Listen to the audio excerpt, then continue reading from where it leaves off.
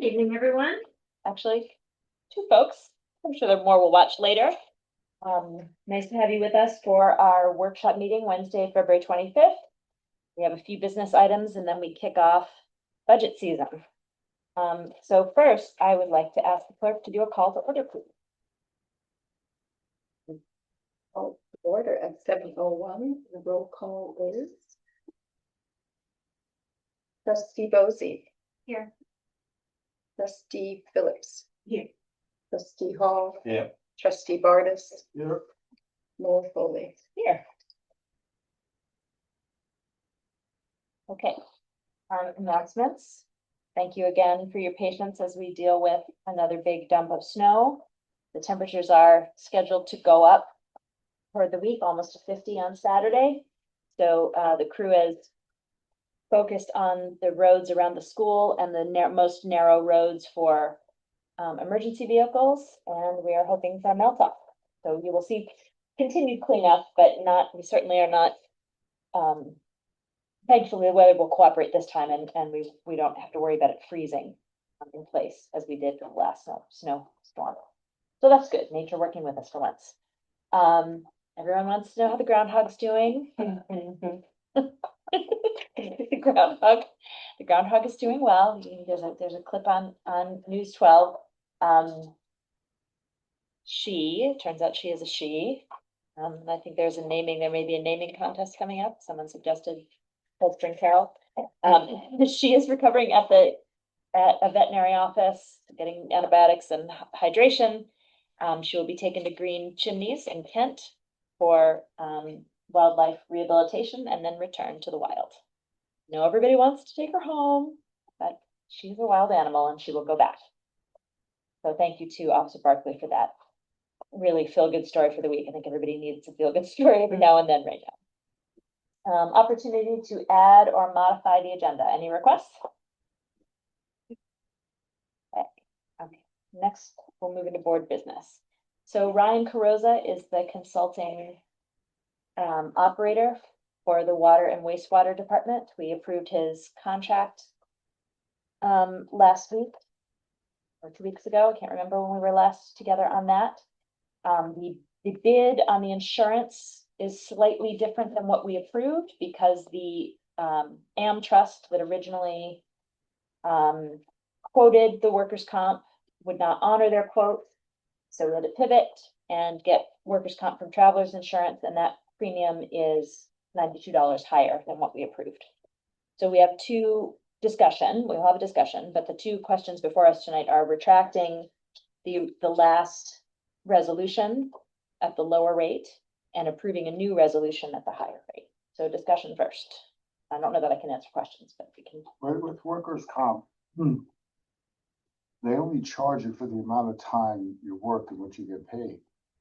So if he's part-time, will they give us that, will they give the discount for that? Give us the discount? It is. It's audit at the end of the year. I can't answer your question in detail, but Karen can, if you would like to be connected to him to answer that question. It is documented that he's part-time on an as needed basis. So he will be able to answer that question better than I can, unless Marjorie can answer it. No, that's with workers' comp, when you do your audit at the end of the year, they look at how much each employee made. Right, and they charge you so much per 100. So if he doesn't work that much, does our policy go down? Well, it will end with him anyway. Once his particular policy will end when his term with us is ended, when we bring on the next person. He's not on, to my knowledge, he's not on, he has a separate workers' compensation A separate agreement that's part of being a consultant. It's not part of our village consultant. Oh, okay. He's not an employee, he's a 1099 consultant. Got it. Once I heard you ask the question a second way, I understood what you were asking. So, but we're good? We're good. Okay. So I would like to make a motion to retract in full the previously authorized amount of $2,660.03 for coverage approved for Mr. Carosa during the 2/11/2026 meeting of the village board. Second. Discussion? All in favor? Aye. Like to make a motion? Make a motion to approve the payment of general liability, workers' compensation, and professional liability insurance premiums for Frank Croza to Brown and Brown Insurance policy coverage for the period of 2026 to 2027. Rise amount of $2,754.01 and authorize the mayor to sign professional liability errors and omission. Second. All in favor? Aye. Okay, so now we're all set, and Ryan did come in today in person, so I got to meet him. He is a real person. And we exchanged signatures on his contract, so we are good to go, and that was our last element of compliance on the DEC inspection from September, so we're good. Next is approving a TAP grant letter of concurrence.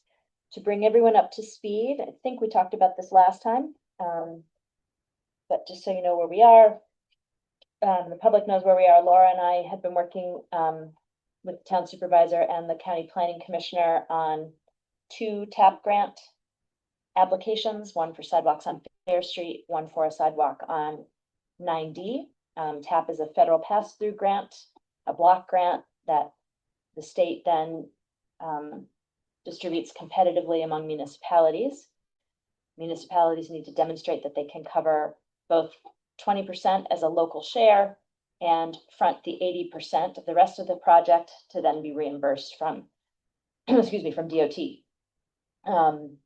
We were able to secure 20% on the Fair Street project from the Hudson Highlands Fjord Trail. And with that leverage, the county was willing to step up to take the 80% because it is it's a budget neutral amount because it will be reimbursed. And the county executive, I want to thank very much the county executive, Commissioner Carlin, the finance commissioner, and legislator Crowley for helping us find a smooth pathway forward that was direct and simple. It passed the audit committee last week. Andrew and I attended, and it will be on the legislature's full agenda on next week, the 3rd, I believe it is. And the question, not the question, but the item is to pass the lead applicant status from the town of Phillipstown, where the majority of the project area is, from the town to the county. And that also means that the county takes on project planning and the project administration, which is amazing. So this letter that's before you tonight is what is called a letter of concurrence, because a portion of the project area is in the village, sort of from the end of Mayor's Park, a short ways along the title area. That strip belongs to the village. We need to give a letter to the county that says we concur with you taking on this project and we're so excited and we support it. So I'm looking for approval of this draft to submit to the county planning commissioner. Discussion. I'll also update you on 9D after we finish the Fair Street discussion.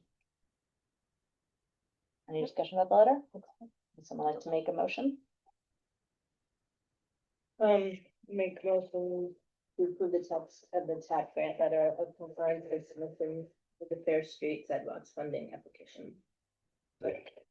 All in favor? Aye. Great. Okay, on the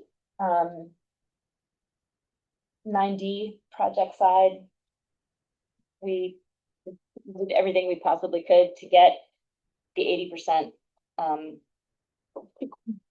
portion covered so that we could show that the town could front that amount. As I said last time, DOT was not willing, Parks was not willing, HHFT was not willing. We approached OSI, we approached a couple of private funding sources. None of them could do it. The village can't take on the 80%, the town can't take on the 80%.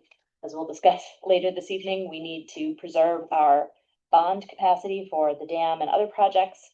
And the town is at the level it can manage now with the the Garrison Landing Water District. So 9D is off the table in this TAP round, but Laura and I are meeting with Senator Gillibrand's staff on Friday. This is the time of member items. So Lawler and Gillibrand have sent us letters requesting proposals. We're going to do Gillibrand this week. Hail Mary, but we'll try it. And we are looking at other grant programs that DOT has sent along. The other programs that the DOT sent along are less likely. Yeah. So we're gonna Well, no, have well, Safe Streets for All is one that they expect to open soon and is competitive, unlike the other ones that I'm not sure how they get out, like they're not competitive, they get allocated in some way. But it's federal. Yeah. So I think we would be competing with everyone in the Yeah, country. nationwide, yeah. We have a good case of, 90s by the school and everything, but yeah, tough competition. Yeah, so that's where we are, unfortunately. But I believe that we have done everything that we can do as a board and at the local level to try to bring sidewalks to 90 at this time. We're not quitting, but we've hit a roadblock for this cycle. And we'll be bringing the flashing beacon, information, Crosswalks. the crosswalks, here to the board soon. So that's a safety feature for 90. Indy. Any discussion on that point? Okay, thank you, Laura, very much for all the time and effort. Okay, number 3, we not so long ago hired the shared staff, the position that is split half-time between highway and water and wastewater. We hoped for a person with mechanical inclination. We got someone. Unfortunately, it was not the right fit for him. And he was very honest right in the first week to say, this is not for me. And I am very grateful that he said, this is not for me now, while we still have interest from other folks we offered the job to. So the person we need to authorize a conditional offer of employment to an applicant this evening so that criminal background check and driving checks can be conducted to determine there's nothing that would result in disqualification. So I have not met this applicant, but Matt and Bugsy have, and I know he was a close too, so they feel good about him. Further discussion? Conditional offer means 6-month trial. No, conditional offer means that we make a conditional offer, and that person, then we are then allowed to do the criminal check and the driving check, the legal requirements that we need to do. If the person doesn't pass the criminal check, conditional offer dies. If they do pass the criminal and driving check, then they can be given a formal offer. So for now, to protect that person's privacy, it is a number, applicant number 02252026. And it is the same rate, $25 an hour. Other discussion? Would someone like to make a motion? I make a motion to approve the extension of a conditional offer of employment to applicant number 02252026 to fill a full-time labor mechanic position shared by roadways and facilities and water and wastewater departments at a rate of $25 per hour. Second. And just clarify that the offer is contingent. And additionally, the offer is contingent upon the applicant passing criminal background and license checks with no findings that would result in disqualification. Please give a second. All in favor? Aye. So we will report back. Okay, we talked last time about the Clearwater. They had given a series of dates, April and May, that they want to do educational tours. As you remember from last year, they lost their docking ability at Beacon when Metro North decided not to repair its tidal dock there.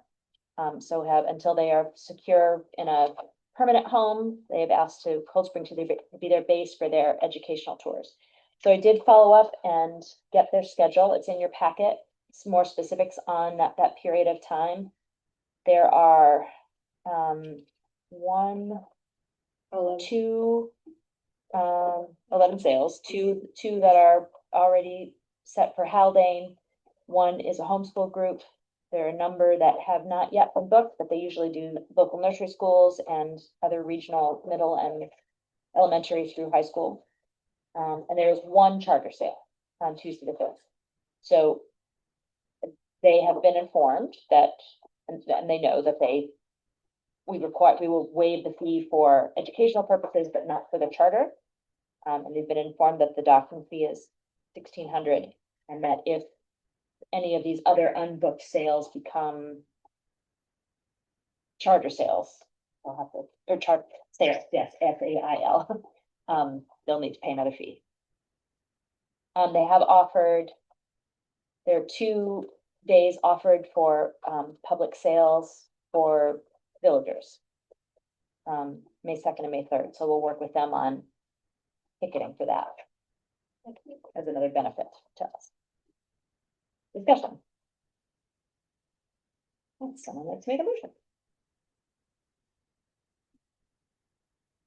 No, knock the doors down I now. make a motion to approve the Hudson River Sloop Clearwater docking permit application.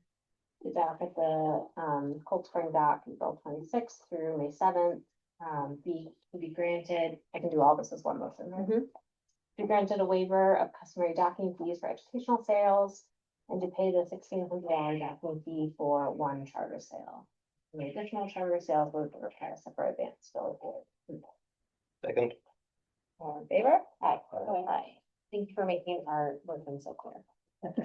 Incredibly useful, and it's also, the public record is much clearer too. The next item, let's go together, here we go. The Cold Spring Generals, it's like Little League, it's the Cold Spring Baseball Corporation, run by 2 local dads, Dan Valentine and Jeff Amato. They use the Mayor's Field ballpark for potentially for spring and for spring and potentially for the fall. Lillian is with us, right? The events coordinator? She is. They don't have a schedule for games yet. So they're asking for a block of time they're asking for approval to have their practices and games there pending between March and November, pending confirmation of schedule and coordination with the Haldane athletic director, which Haldane is comfortable with. Anything to add or clarify there, Lillian? No, this is their 14U team, I believe. They're looking at from spring through fall, practices and possible home games. As soon as they get the game schedule together, they will be sending it to us and Haldane. Okay. Question?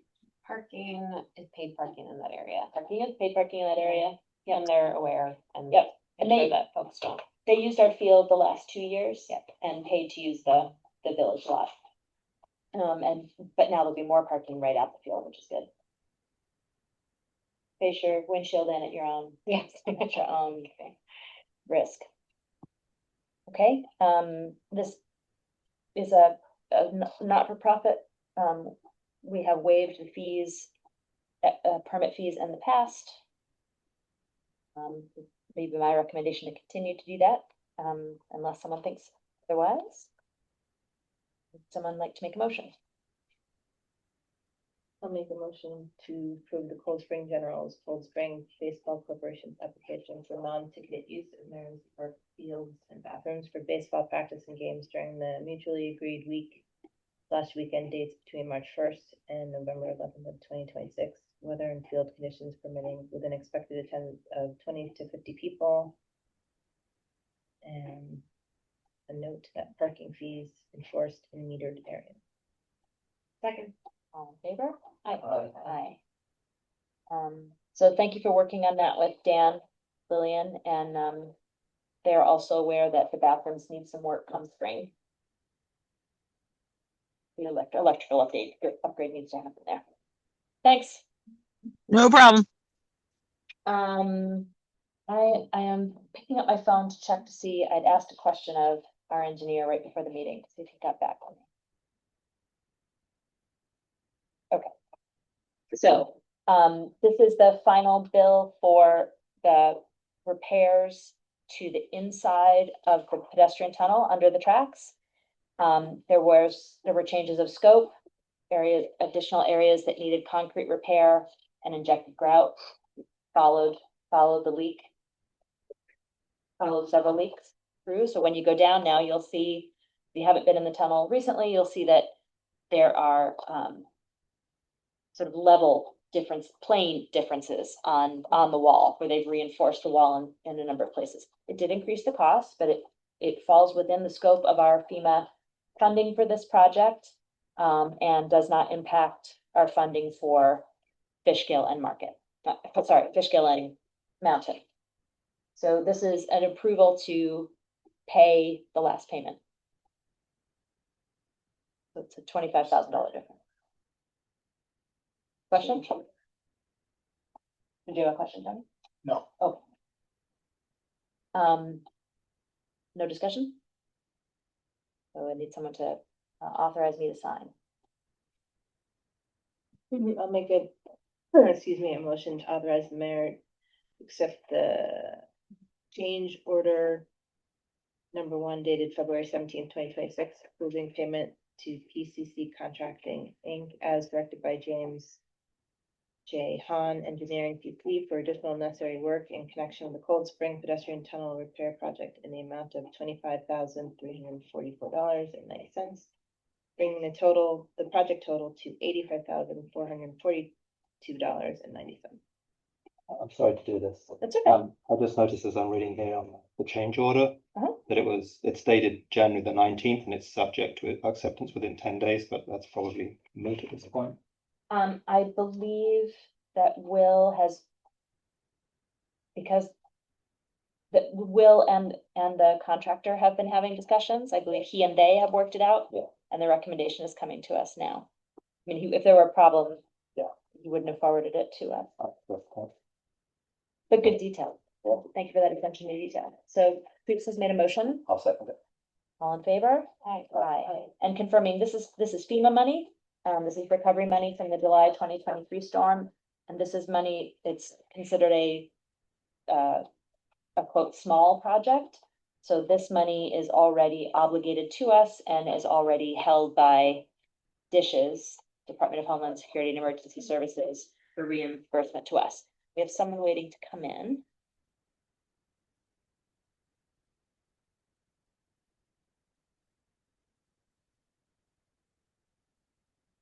That's okay. We just need a new mouse at this point. Or battery. I have More no battery. control over this mess. Finally one for mine. Out of control. We need a cat, I think. As soon as we get this next person, we'll move. Marjorie. Just a minute, please. Okay, here we're getting closer. Oh my gosh. Everything you had to do today. Hold on 1 second. I'm gonna see a credit card trick, right? See if that helps. Do you think They gave up. Do you think the official animal of Cold Spring could be a woodchuck? I mean, I'm okay with that. This poor person The gave up. person but dropped I'll- off, okay. Well, if, I guess I'm not on, do you want to say, hang Only out? if the police sew it on their jackets. About the crest of New York City, right, with the beaver? But, yeah. Remember, That's good. cute? Okay, so that we are through all of that, and we're next moving on to budget discussions. Michelle, please come up to the table. Michelle Ascolillo is the village accountant. She is the mastermind of all things fiscal, and an excellent lead to get us through the process. I want to go over a couple of things for the public record about the village budget, and then a big picture discussion of priorities. And then Michelle will start going into details. So the village operates on a fiscal year of June 1st to May 31st. There are 3 funds in the village budget: the general fund, the water fund, and the sewer fund.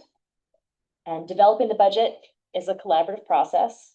It's among trustees and department heads and staff with consideration of public input. So we do this process very much live in our meetings. We have the discussions live. We do take public comment and we'll take it into consideration. But you'll be able to see all of the decisions in real time, with the exception of personnel. So it's a process of drafting, revising, and improving, and plays out over multiple workshops. So tonight is the first where we kick off the process. So I took what I have gleaned from meetings between trustees, Michelle, and department heads, and the work plan that I've been formulating. I have gotten feedback from everybody, but I haven't been able to update it yet. I'll do that, and that'll become part of our process too. And sort of what we have in ongoing and capital projects, to come up with these priorities. So what I see emerging as priorities, I'm certainly open to additions, subtractions, whatever we feel is appropriate. And they're probably going to change as we work through the process and realize, okay, well, we wanted to do this thing, but given the cost of these other things, that has to fall off. So these are preliminary goals. One is conduct the budget process transparently. 2 is stay within the New York State tax cap. 3, adjust water and wastewater fees to accommodate capital projects and rising operating costs. Build in a financial plan for property acquisition near the reservoir, and beginning of the site plan, the site engineering and preparation for work on the dam. We're finally getting there. Address deferred maintenance in the wastewater department. We are near to having a master plan or a long-term plan developed with our engineer. Determine a maintenance and capital project priority list for this budget cycle. Meet our fiscal responsibilities to our volunteer fire company. This is one that makes me really happy, because a number of years ago, the LoSAP got smaller because of losing members. Now we are in a place where we are adding members in the fire company, and more of them are meeting their LoSAP hours. So the amount we are required to contribute to volunteer firefighter retirement is going up. That's a good thing, though. Need to determine salary adjustments for our staff, and work toward expanding revenue generation. There are a number of ways that we can pull revenue, but they're all going to take some work. And I don't think that we're going to be able to, I don't think we'll be realizing revenue from these particular areas in this budget year, but we need to be working on them in this budget year. And they might include things like renegotiating property leases, particularly the parking lot on New Street. Establishing a working group to consider expanding metered parking up and down Main Street and expanding the residential parking area. And then bring the STRs back to the table to get permitting and taxing online. Fleet plan? Oh, did I skip the fleet plan? Sorry. Establish an updated fleet plan for roadways and facilities and police. So that's what I've seen emerging. Does that coincide with what you're seeing emerge, Michelle? Yes, so far. We've met with preliminary, the one big meeting or main meeting with each of the large departments, police, roadways and facilities, and then water and wastewater, I guess 4, but it's one person. So those are the big driving factors of the budget, and there's a lot else going on, but we've had initial conversations with all those department By talking us through the levy and the tax cap and how that works. You know, it's your favorite part of the year. So each year, New York State puts out a worksheet, and I attached it this year too, in case anybody wanted to see. And it basically has 4 components on what calculates how much tax the village is allowed to levy, the maximum. So the 4 components, the first component is your taxable base growth. That is at 1.0164. It went up from last year. This means that the village's total tax levy can increase based on changes in assessment, new construction, renovations, things like that. The second part is an increase for just the tax levy growth. This is what's known as the tax cap, the 2% or inflation, whatever is less. It's 2% this year. The third component would be a carryover amount. If the village didn't levy the maximum amount in any given year, you're allowed to levy a portion of that unlevied amount the year before. It's not a dollar for dollar, there's a calculation, but you're allowed to do that. It's 0 for this year. The fourth component, which doesn't show up every year as well, is an exclusion for some pension contributions.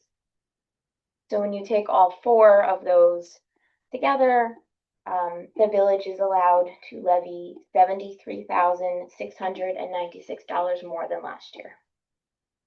So when you combine them, it's a 3.7% increase on the revenue that comes in from property taxes.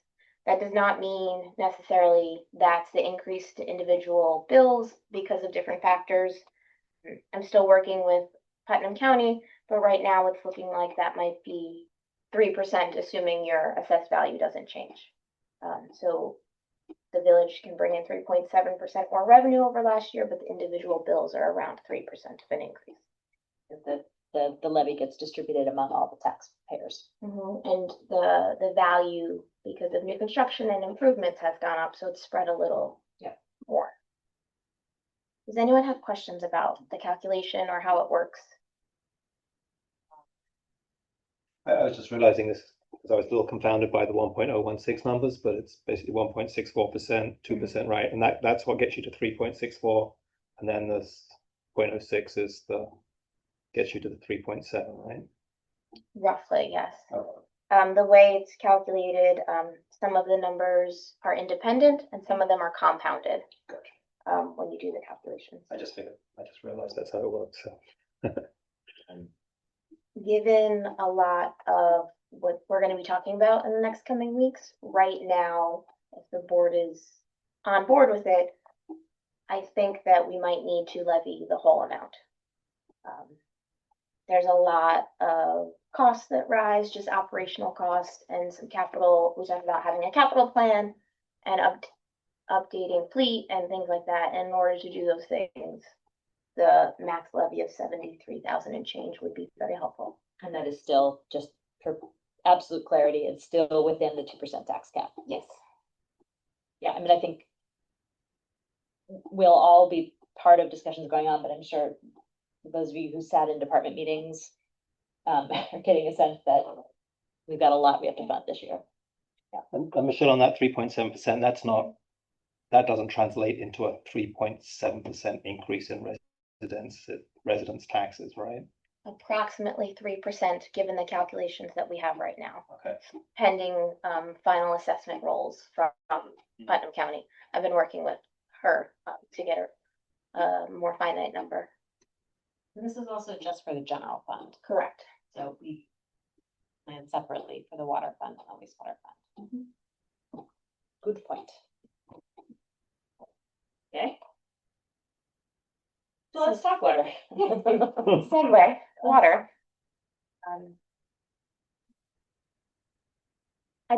Let's go back 1 minute to the tax levy. The total tax levy is a combination of the property tax and the fireman service, the LoSAP, fireman service award. So on everybody's bills, the majority of it's the property tax, and then there's a smaller line item for the LoSAP. As Mayor mentioned, that amount needs to go up a little bit because of the increased membership and things like that. So the contribution is going to go up about 8,000 in estimates, working with Penflex, the actuarial firm.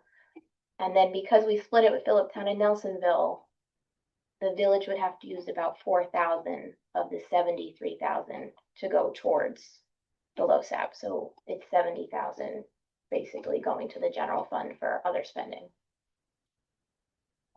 We're wrong. The total contribution is 8,000. The delta is 4. Mm-hmm. Okay. because of Nelsonville and Phillipstown's contribution. Okay.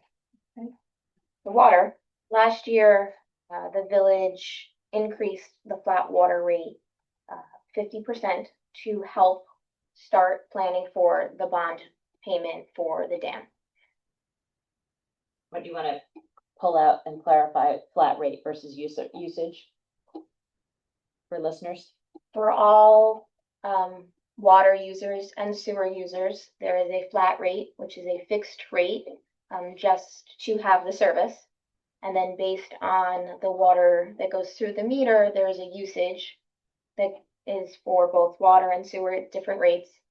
So the flat rate is equal for everybody in the village. Outside the village, it's 1.5 times for the flat rate.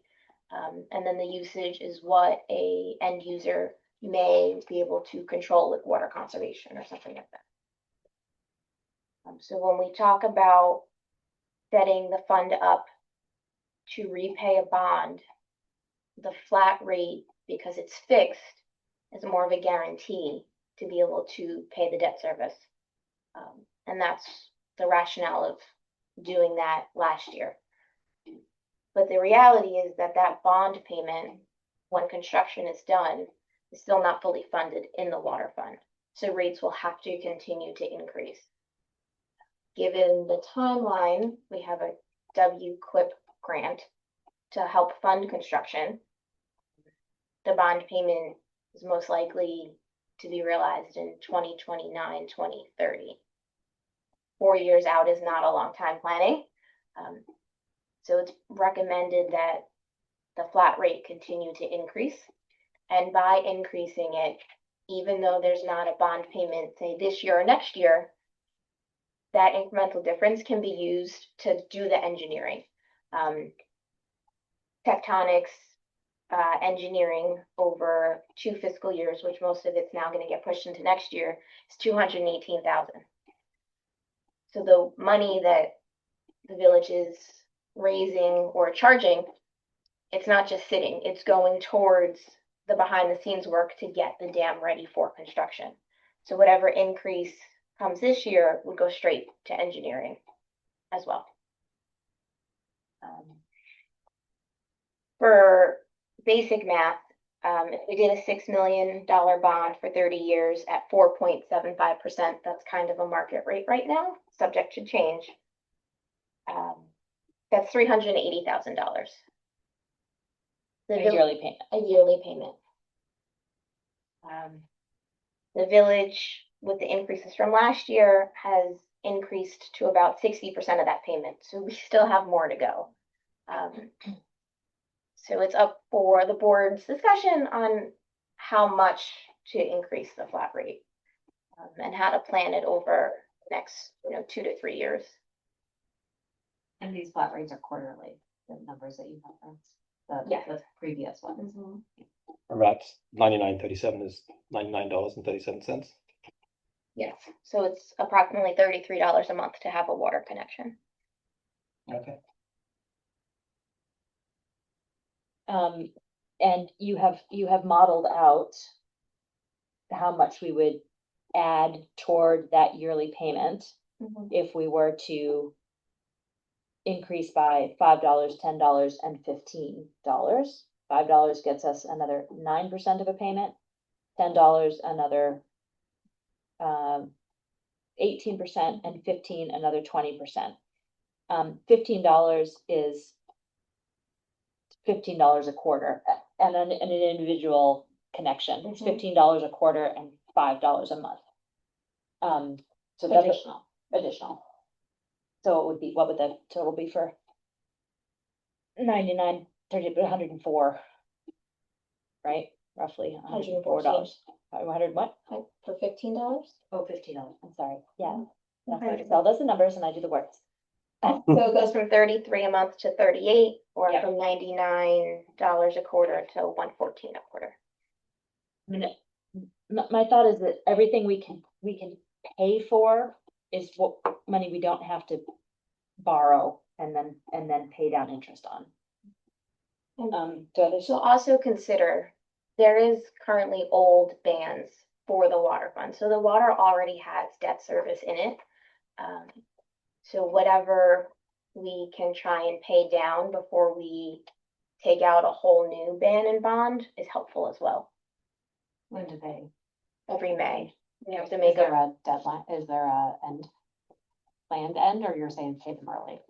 there's no planned end right now. Whatever is not paid off in the bans for water and sewer would get rolled up into the bond. And I think the idea here is that we do have built in already a bond payment in the budget.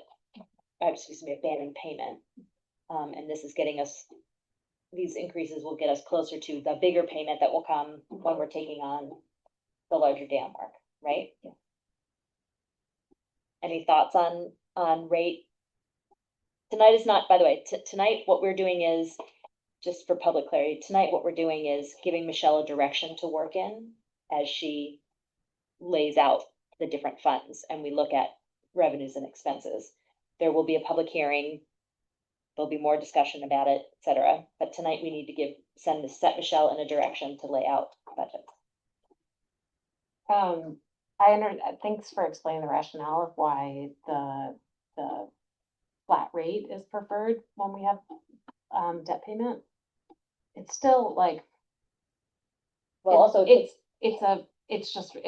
quite regressive, and I feel, I would much prefer to have people pay for what they use, because the $15 is nothing for someone who has a huge house and a big yard and they're doing all their landscaping, but for someone who is, on a fixed income, it's a big deal.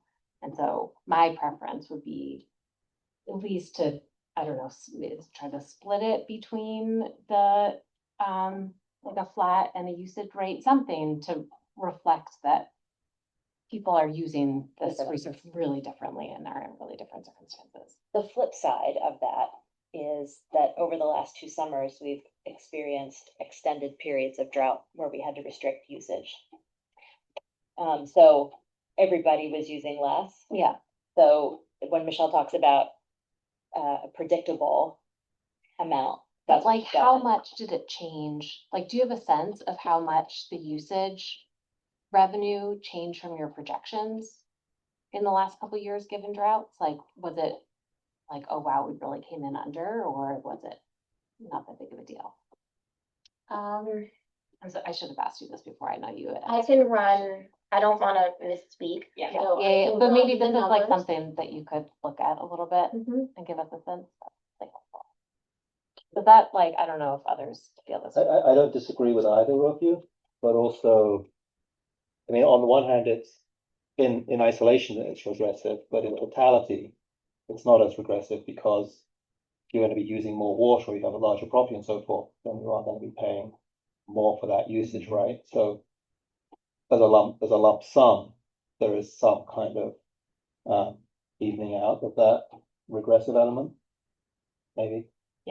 I just feel like if we balance the increases between the two ways that we charge, it would feel Yeah. more even.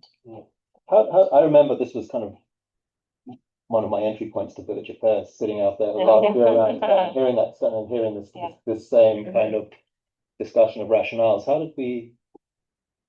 was it resolved last year? I think it was more on the side of the flat rating piece. Well, I think, right? we know here, looking at Yeah. at the rate shifts. Yeah. So last year, for discussion purposes, there's 4 rates. You have a flat rate on water, a flat rate on sewer, a usage on water, a usage on sewer. The water flat went up more than the rest because of the bond payment. But for water usage, sewer usage, and sewer flat, it was a 5 to 6% increase, more along the lines of an operational or year-to-year increase. So those 3 were more even. And we also have talked about in recent years, I mean, looking at water usage from 1990, from what we can tell in the records, from 1997, when the plant first went into operation, until 2001, there weren't adjustments. And then from 2004 until 2022, there wasn't an adjustment. So we had been really undercharging for many years for clean, potable public water. And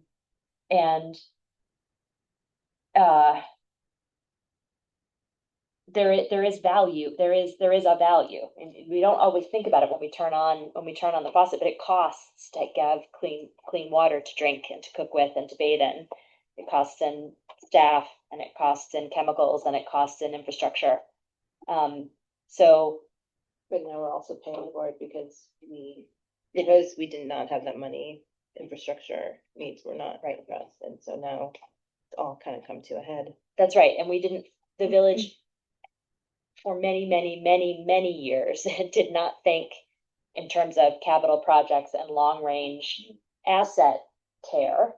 So we have a dam. The reality is we have an 1865 dam that is a public safety. It's a life safety hazard, and we've got to deal with it.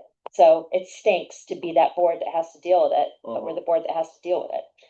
So to Laura's, I get where I took myself in another direction, but I think that annualizing, the reality is our expenses go up every year. Whether or not we have this big capital project, the expense of delivering fresh, safe, potable water rises every year. And I think that the charge for it should as well. So that we're all part of that together. So I can see,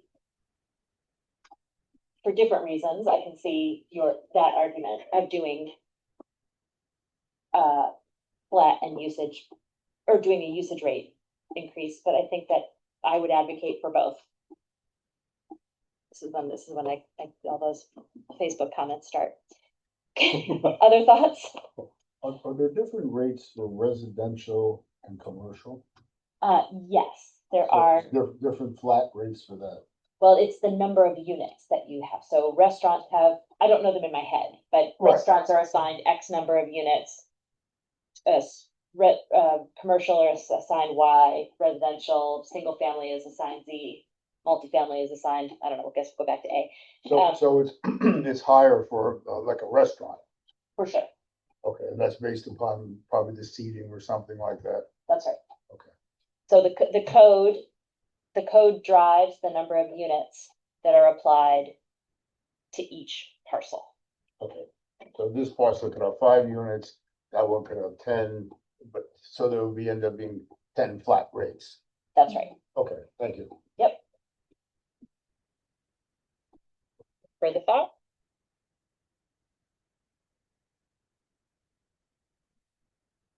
I think for the sake of this conversation, maybe we just, chew on that and we continue going, but I think,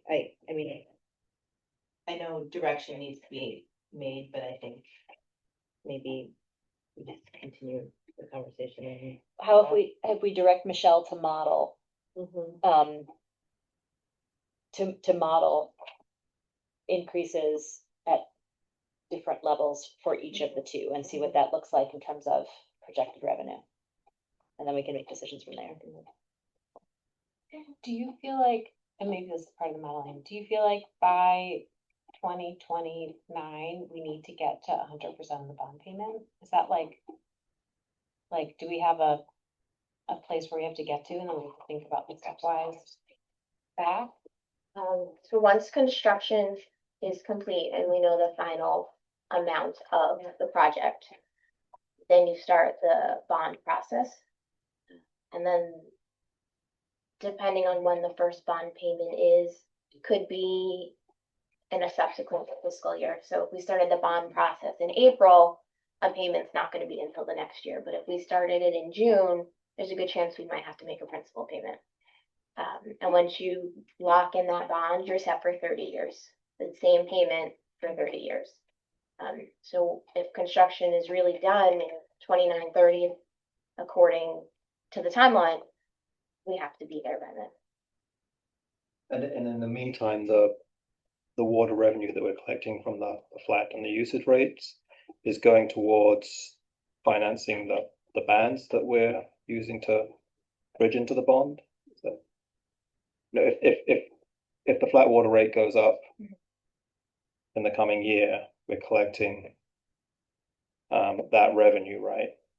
And what's that revenue, that piece? I know it's So an that, aggregate amount of money that's coming in for the water revenue, but how does that get dispersed in terms of?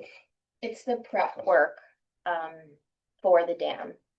Like I said earlier, the engineering itself in the first, 2 years, once the engineering really hits the ground, is estimated at 218,000. There's also what we did in the current fiscal year with the increases is check off some big ticket items in the water plant, that are needed behind the scenes to be able to accommodate the project.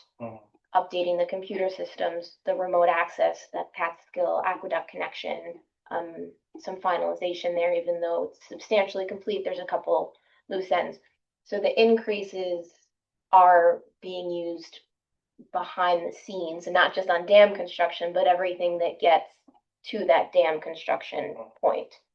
And as I've seen through some conversations, expenses come from everywhere for the dam. You have engineers, subsequent engineers, there you have a attorney and counsel and how to go through the process. There's grant expenses. There's a lot. And real things like your staff time and Matt's staff time. That's administrating, the project. Mapping and permitting and that stuff as well. Okay, So I so, can work on some scenarios. I'll look into in more depth the numbers. I think that they have leveled off, but since the code changed, there was a drop, and then the past 2 years were more level. But we can look at that. And then the sewer usage rate is based off of your water usage. So by looking into the water numbers, I'll be able to model the sewer on the same side. I wonder if this might get too crazy, but for seniors and people with fixed incomes, can we like have some kind of waiver for some of their fees?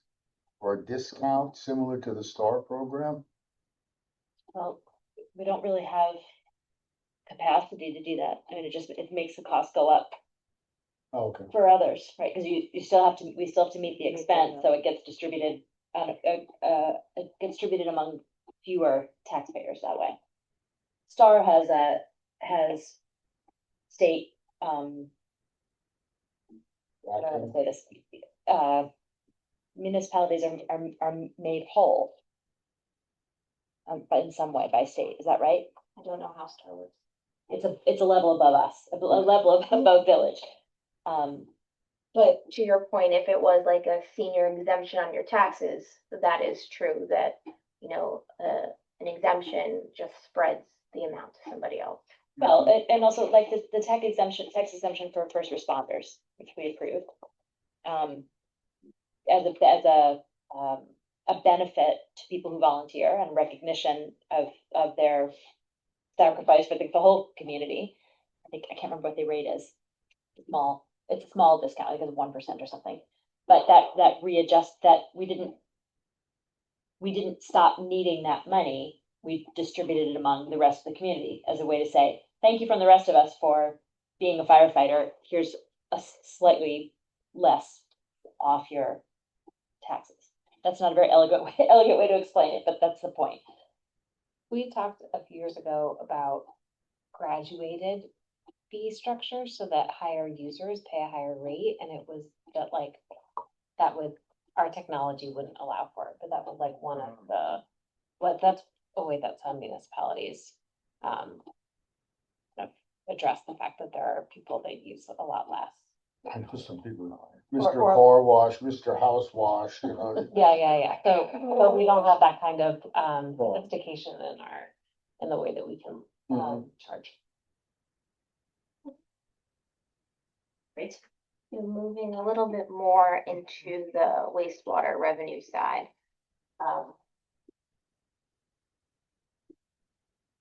The thought here, because there's no big impending payment or project right now coming due, the increases here would be more for operational items, and daily expenses. So for next meeting, I'll have some models on all 4 of the rates. Awesome, thank you. Good thinking of that.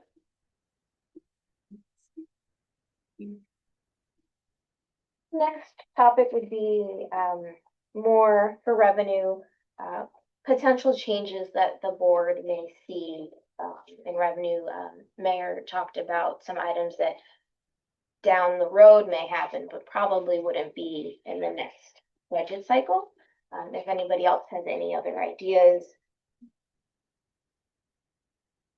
Right now, parking, the meters and the residential parking permits are in their second year. It's still hard to trend because there's a lot of variables, but the permits are about the same as last year. Metered parking is a little less than last year and a little bit under budget.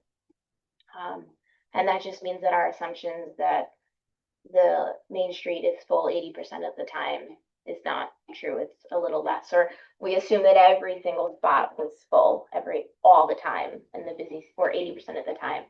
So maybe it's like 80% of the spots are full 80% of the time.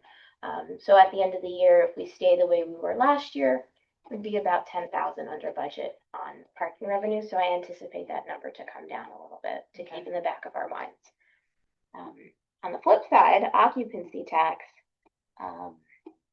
even with one of the operators doing less than we thought, is still a little bit above budget. So that's good news there. Not the full 10,000 because there's not enough volume of it, but occupancy tax will probably go up a little bit for estimated revenue. And just to bring everybody in line on this one, the New York State enabling legislation allows us to go to 5% on occupancy tax. The previous iteration of the board decided to hold at 4% until short-term rentals were online and we were collecting occupancy tax from them as well, because right now it's only being collected from the now 3 hotels and inns. So it would be a possibility to raise. That's one of the areas where I think about fairness, because it's sort of putting the weight is being borne more by hotels than it is by the short-term rental operators at this time. So I would be willing to advocate myself for going to the full 5% once we have the permitting in place and taxing in place for STRs. I got a thought about something. There's a lot of little small parcels that the village has that we end up selling to people. Mhm. Instead of selling, can we do like 10-year leases on those and maybe get more income like? Oh, you mean like when we sell a stoop or? Whenever we sell a portion of a village property, like the one I think down the street, we sold a corner there. Rather than selling it outright, the village retains it and charges a lease fee, which could progress up at time too, over time, and the village still retains the property. So like on 37 Main, where we sold the area for them to design a porch, you would propose renting it, Lease it to them. lease it. Yeah, and then that property doesn't come off the village's coffers. Also, the parking waivers, I think I'm not sure what's going on, but I think we could revisit the parking waivers. Because there's been a lot of parking waivers issued Yep. over the years in the long run that we could possibly raise up and Yep. pull some more revenue from that. That is one I forgot to type in, is updating the fee schedule. There are a number of items that I think we need to talk about in this budget cycle. Parking waivers, chief among them. The attorneys are drafting something for us to look at, a proposal for code change to do that. But there are a number of places. For example, the code enforcement suggested that we go from our current model which is by cost of project to per square foot, which is how Nelsonville and the Mhm. town do it. Ours rely on an applicant telling you the full cost of their project. Right, there is a motivation not to reveal the full cost, right? So square footage is more objective. It also defines what area that place is being worked on. Right. You know, because if they have the building permit here and then they start putting a kitchen in over here, I said, but we have a permit. You know, with the square footage, It's an enforcement tool. yeah. So, yeah, so I will modify our priorities and is that, I don't know what that means from a general municipal law perspective about leasing property. I'm not sure. That's something to look at. The flip side is when we sell it, we get taxes on it. When we sell small pieces of parcel, now that, I don't know, 500 square feet Goes of into the 37 tax Main roll. is now taxable, yeah, There's also an administrative piece of it, yeah. that we've talked about, like with the parking fees for parking waiver Yeah. fees of like monitoring every year and it takes work. Do we charge a visitor's fee? You know what, Tony, you laugh, but I'm not laughing. I wonder the same thing. I don't know how, we don't have toll booths at the entrance of the village, but other municipalities that are dealing with the invisible costs of tourism have approached visitation in different ways, and I'm willing to look at it. Europe, they have in a lot of places. Sure, and we actually worked with, we need to bring it back out for this iteration of the board to look at. There is a scholar at the business school at Cornell whose academic specialty is the invisible cost of tourism, looking at how things get pushed down, how the costs get pushed down to the local level, and how local municipalities can try to earn some of it back. And also looking at ways to try to fix policies at the state level around tourism. So two of her students did a small study for us last year, and basically documented for us what we knew, but in a more a more straightforward way that we can lean upon in other work. They've identified for us what are the metrics. You don't know what you're spending on tourism until you know what your metrics are. And they identified areas in our water and wastewater infrastructure, and policing, et cetera, that we could track. If we had more capacity, we could track costs and be able to identify it more clearly as a tourism cost. Well, So it's a start. a visitor's day pass or whatever you wanna call it. But I think that would go a long way to, we're paying for all this stuff, or have them sign something, I'm going hiking, I'm hiking at my own risk. If EMS has gotta come pluck me off the mountain, I'm responsible for it. Yeah, There's, you know, because there's a lot of people that come here, we all know this. Yeah. It'd be nice if we could glean something off of that to pay us back for the aggravation or whatever you wanna call it. But for the cost, I mean, we got, the police are out there directing traffic, the litter's getting left everywhere, the parking gets all messed up, and just general discomfort, you know, to the village itself. But that might be for another, Tony, I think we have to start, my personal view is we have to start looking at those things. I don't know how it would functionally work in the village. That's a big question, but we have to start looking at multiple ways because we cannot do this by ourselves. Mhm. And we're not getting the help we need from New York State, and we're not getting the help we need from HHFC, in the big picture way. Basically, our tax sharing money is gobbled up by garbage, by our weekend garbage pickup. So I am open myself to any and all ideas, and if there are things that you want to bring forward during this process, please do. Mhm. Do others have thoughts on that? It has to be something we can manage, though, Yeah. in this iteration. Enforcement might be tricky. But they could pay on an app. I'm going to Cold Spring today. Okay, I'm gonna pay my $2 hiking fee. I'm gonna They pay, have the app, yeah, I'm gonna right? pay the resident and pay the non-resident hiking fee. Like if I wanna go hunting, I have to have a hunting license. If I wanna fish, I gotta have a fishing license. If I wanna drive, I got a driver license. You are making perfect sense, but guess who has to enforce that? New York State Parks, Mhm. right? I mean, they've got to be Yeah, willing, but they gotta come through here to get there. So. we are one of the ways. Consider it a toll. I don't know, it's just an idea, but I realize there's a lot attached to it. I think we'll look around and see how other places are doing it. Where it works well in state parks and national parks, there's buy-in from the park to manage visitation and to limit visitation. We don't have that buy-in right now from parks. We don't have that buy-in from a political level at higher levels of government. Metro North is making out, bringing the people up here.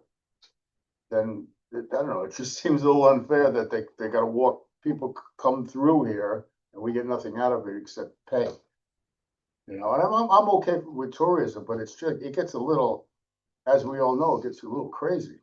Mhm. You know? Okay. thank Bring you. forth any and all ideas. And please, New York State, hear us when we talk about the fiscal realities of tourism. Hey, up, we'll feed you to Woody. Errol. All right, next, Michelle.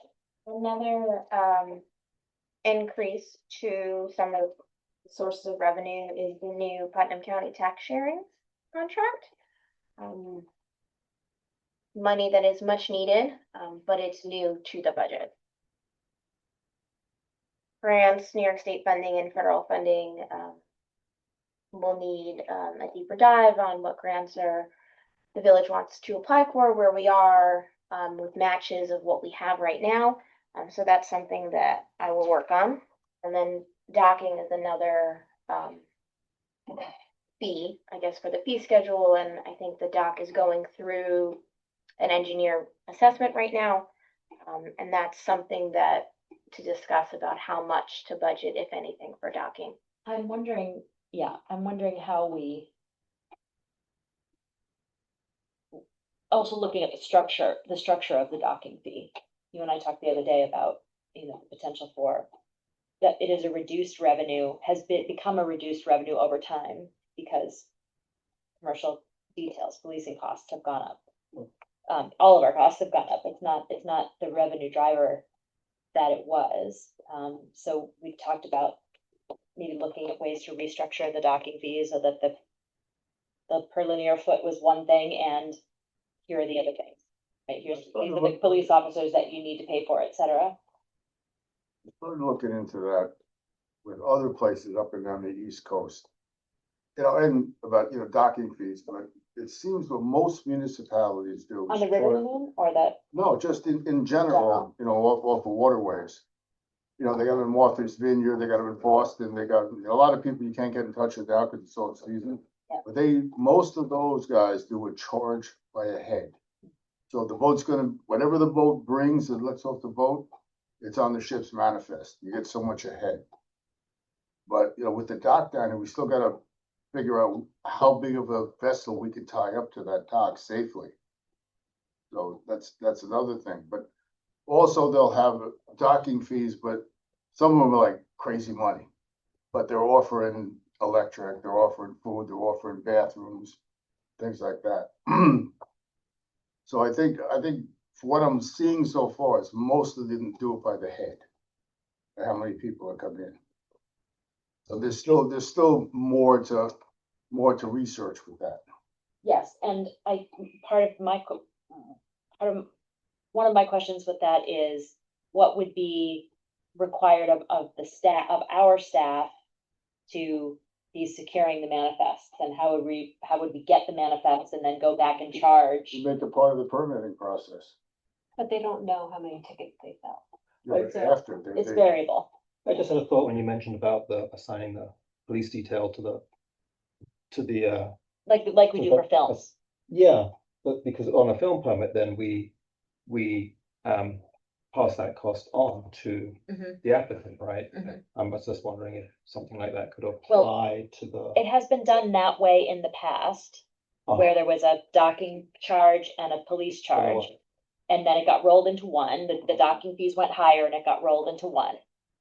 And, but now our costs have gone up. So looking at, are we earning enough from docking to make it worth all of the impacts? And maybe we need to restructure, that's one of the things on the fee schedule is potentially restructuring that. Do we make it more like a film permit? Or do we do it by the head?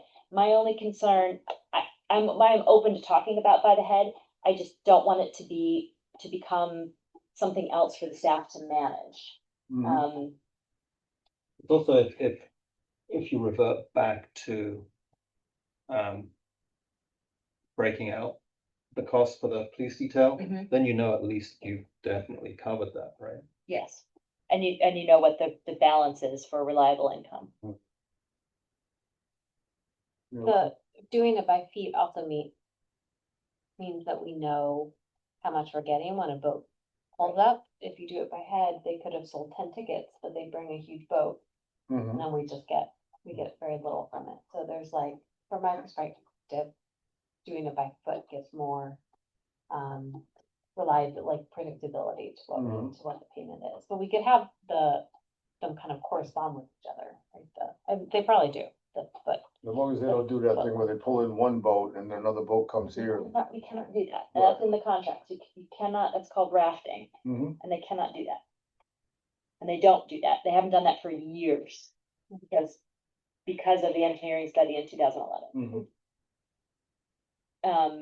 And that's very clearly stated in the contracts.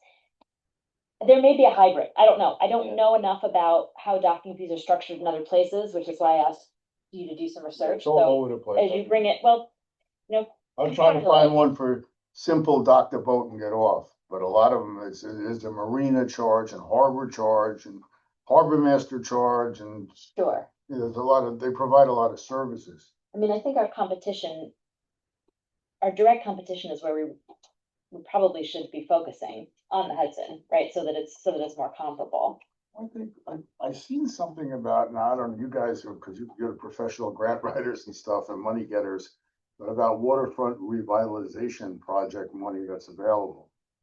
That is on the work list, which we'll come back to after I do. Oh, okay. So we have a local waterfront Laura and I have a proposal for all of you for another night to update our local waterfront revitalization plan so that we have access to, one of the reasons is to have access to more funding and more more self-determination on our own waterfront. Mhm. Look, we're all on the same page then, that's good. So if you could compile what you're finding into some way that's comparable, that would be amazing. Yeah, well, that's what I'm trying to do. When I looked at Martha's Vineyard, it was insane, you know, Sure. only because they offer a lot of stuff. You know, they offer sewage dumps, they offer electric, they offer the restaurants, they got, you know, there's a lot of stuff that comes with it. But even baseline, like what is C Street and Circle Line paying when they go to when they go to Bear Mountain and when they go to West Point and when they go to, the Apple Run in the fall. Yeah, I made some calls on it. It's hard to get the right person, and so it's online, but trying to search through some of that stuff to find it online is time consuming. Yes. Okay. So that would be revenue. So now we'll switch to large expenses. So within the department meetings, they ask for a lot of things. So not all of it is here. Some of that will be saved for department. When we do line by line, we'll do departments as a whole. But just to get the board thinking about some of the larger requests. So from PD, one of their large requests is another patrol vehicle to replace one of their old outdated ones that has a lot of issues. It's from 2018 right now, and that's the one they're looking to replace. And for a police car, that's an old vehicle. It's not they're used differently than regular vehicles, right? The hours on the engine. That cost a rough estimate without going out to full bid based on other bids within the past like 12 months or so. For a Durango would be about 65 to 70 before interest. Most purchases that the village makes, not all the time, but most of the times, you do like a 3 to 5 year payment plan. A police car has up to 3 years you can borrow it for. Different pieces of equipment based on the size and useful life. For whatever reason, regular vehicles are 3 years. But for example, our Kenworth dump truck we were able to do 6 years on that payment. So that's the one vehicle request. Also with like a Durango's gonna cost 70,000. But what's it gonna cost us to put in all the That back, includes the back phone and all the other goodies they can? upfitting. So the New York State bid price on a Durango before the upfitting is roughly 50. Oh. And then the upfitting is 18 to 20. Mhm. Give or take a few thousand, depending on when you're ordering, who's bidding on it, things like that. And the village does either do a mini bid or piggybacks on someone that has already done a bid, so that it's state pricing. And we have moved in recent years toward SUVs because of flooding. Oh. So that we can, I mean, all of these things that we don't necessarily think about on a day-to-day basis that are climate driven, we need vehicles that can get to the lower village in storms. And accommodate really tall cops. In the roadways and facilities department, they each year ask for more staff. So it's on here to increase one of their part-time employees to a full-time employee. And then their big equipment request is a new backhoe, which is estimated at 120,000 on the low end, which is on Sourcewell pricing, which is a competitive conglomerate of bidding across the country.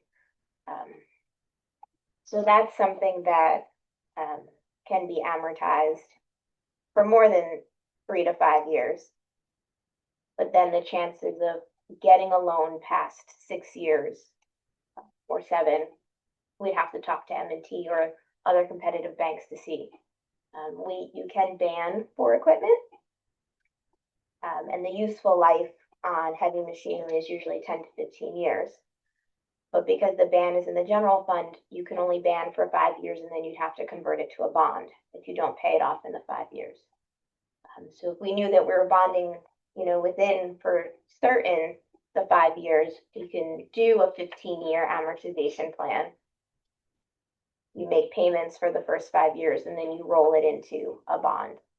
But if we don't bond for whatever reason, in 5 years, you have that balloon payment at the end of 5. So an amortization of 15, you paid off 5, now you're paying 10 years at the end of it.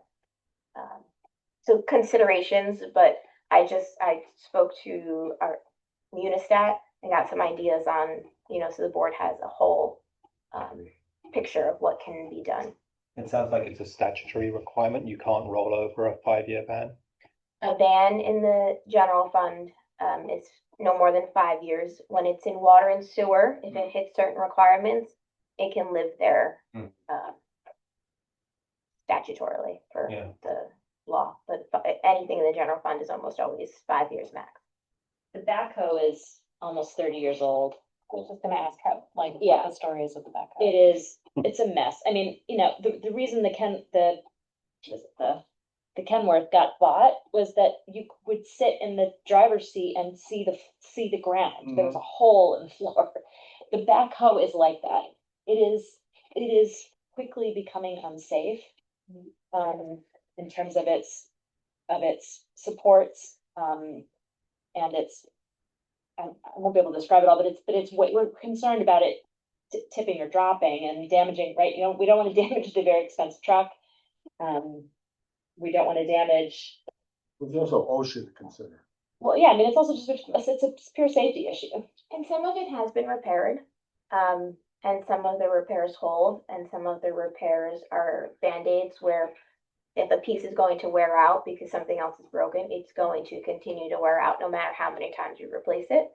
How much do They're you think trying. they get for it at At auction? auction, Lucky. I don't know that Lucky crap to metal. get 10 cents on a pound of iron, maybe. And there are, you said that Bugsy has gotten estimates for what needs to be done, and it's like $34,000, right? 32 or something? Like, there's no way we should be dumping that amount of money into a 30-year-old machine. 20 to 33,000, I don't remember off the top of my head, but it's definitely around that 30 mark. And a big problem with it, from my understanding, is the hydraulic systems. Yes. And there are multiple facets of that system, and the hydraulics is what makes the machine work, other than the engine. Almost $33,000 according to this thing. I had a question, I lost it, keep going.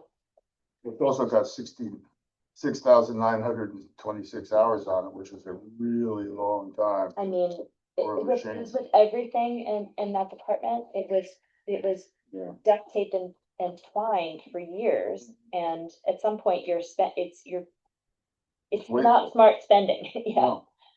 And I'm just asking. Yep. So I understand things, like, we use it enough that we couldn't, like, share with the town, or We've like, have talked we about talked that. about doing Yeah. anything like that with big equipment? Andrew, Michelle, and I talked about that a lot today, and we've talked with Bugsy about it. The challenge is that there are a number of challenges.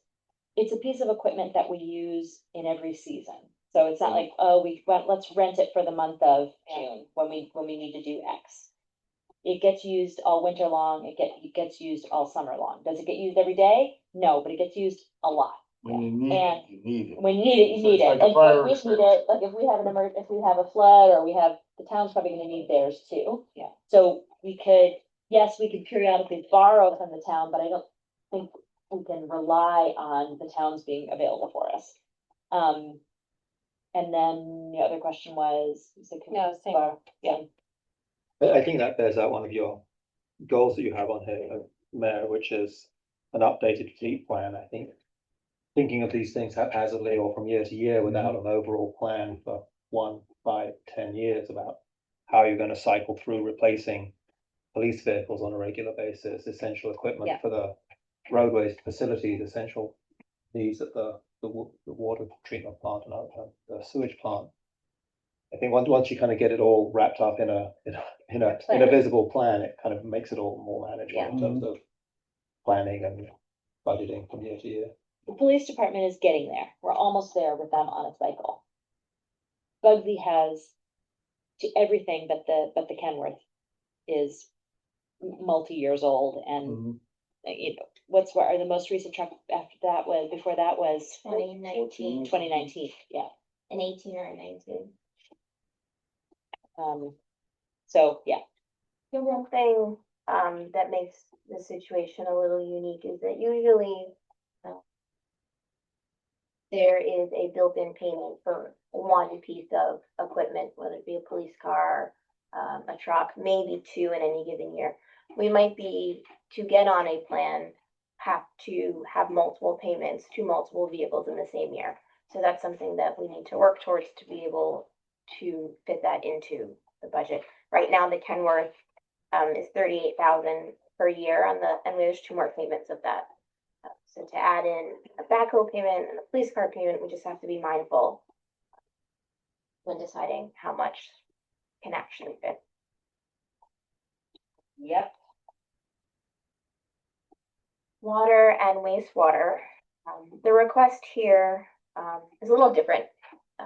And Laura and I talked with Matt Craig about it, and we talked to Will. I talked to Will about it too with Mayor earlier. The sewer fund has an old bond payment that is now paid off. It was paid off in October. That was a 35,000 principal. Interest was hardly anything because it was the last year. Some of that 35,000 will need to go towards increased sludge hauling and just typical plant repairs.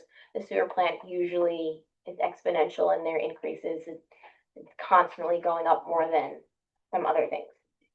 However, in order to get on like a fleet plan, the wastewater plant also needs some kind of equipment. It is a very dated plant. And the thought here is, with board approval, and obviously, if the board was to borrow a max threshold of maybe $400,000 or $500,000, and then you do a bond resolution that lasts 10 years, which authorizes that debt. And then that would give Matt and the engineers the capability to draw down on it each year in April, to get projects accomplished.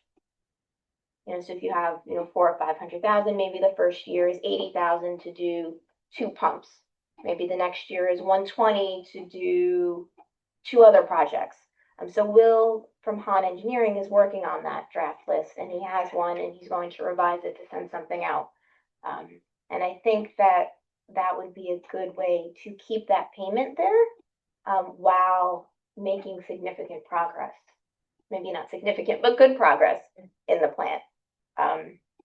So for example, if you were to borrow 400,000, the minimum principal payment, if you borrowed the whole thing on a ban, would be 13,000, and at 4% interest, it would be 16,000.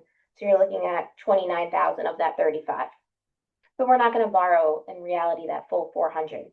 The board, for paperwork, would authorize up to 400,000 or 500,000, but that gives a 10-year span to get these projects done. And then we borrow as we need, part of the budget cycle. In layman's terms, it'd be like a line of credit. Yes. And that 400,000 isn't part of any of these in this table here of bands. No, these tables are what we actually have right now. So we talked to Will this afternoon. Yeah. About what the status is with the plan, and he's getting closer to like broad numbers for us. We also talked about with the bond council of what we have to do from a legal perspective to set up the formulation that Michelle's talking about. There needs to be a seeker review. These are all replacement and repair costs.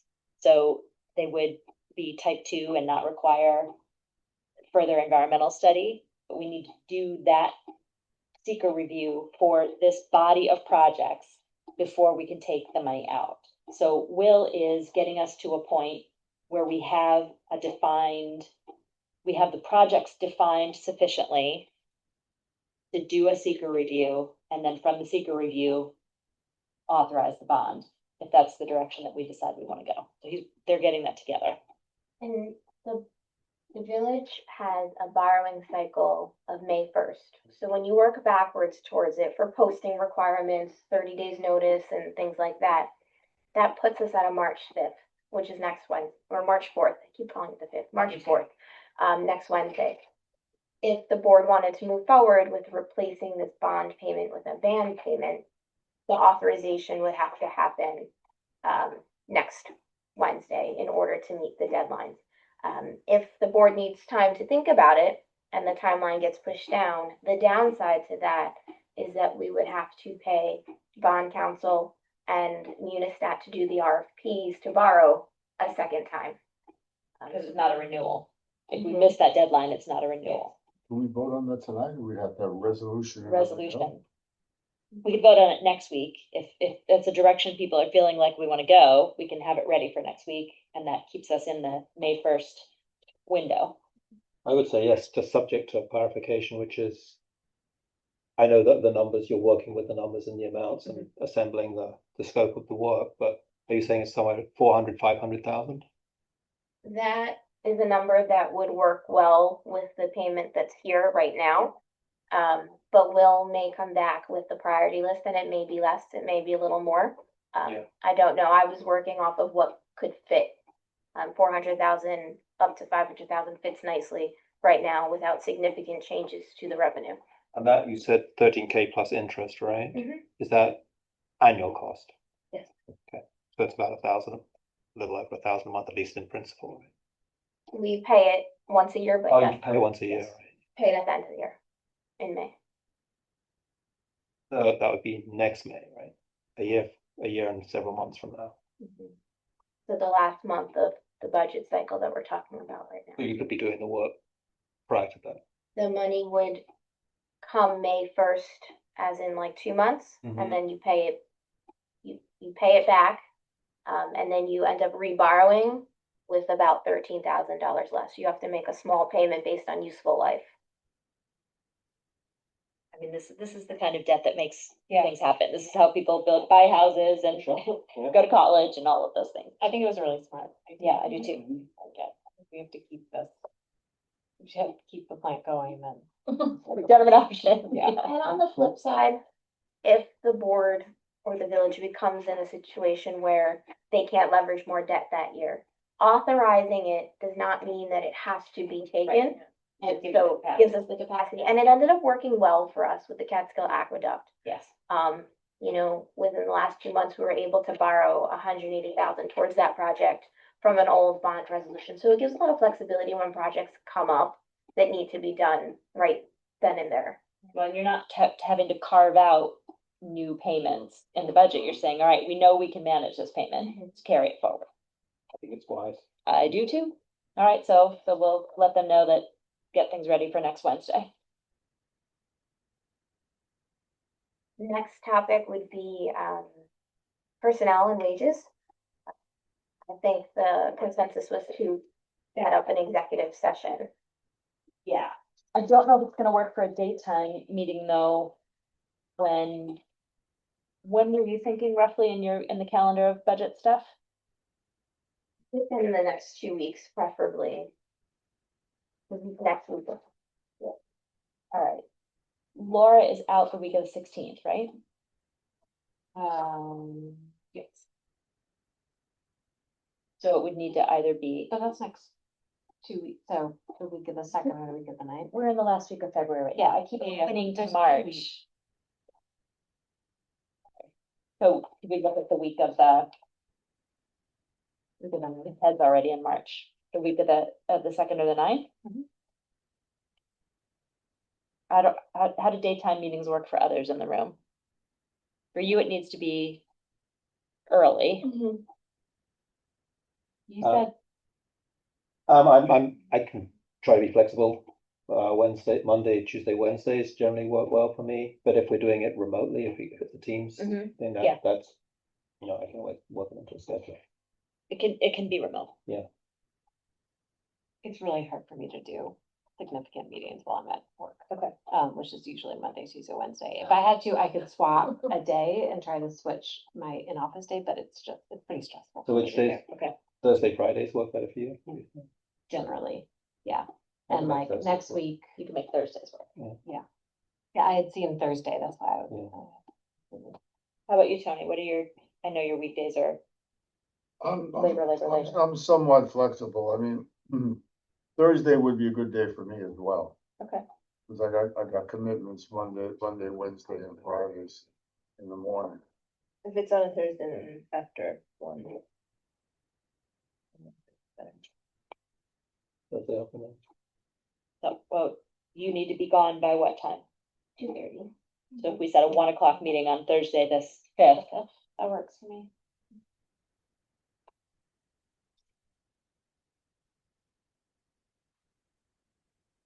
This is for budget review? this is for personnel, which we do in So executive this isn't session. something that's gonna continue to. Like, It's not a regular. No. good, yeah. 'Cause I have other commitments on Thursdays too that I forgot Well, about. It just personnel is one that, I don't know, these meetings are long and that one, we need to be sharp for that one. I mean, we need to be sharp for all of them, but that one has worked well as a daytime session in the past. Okay.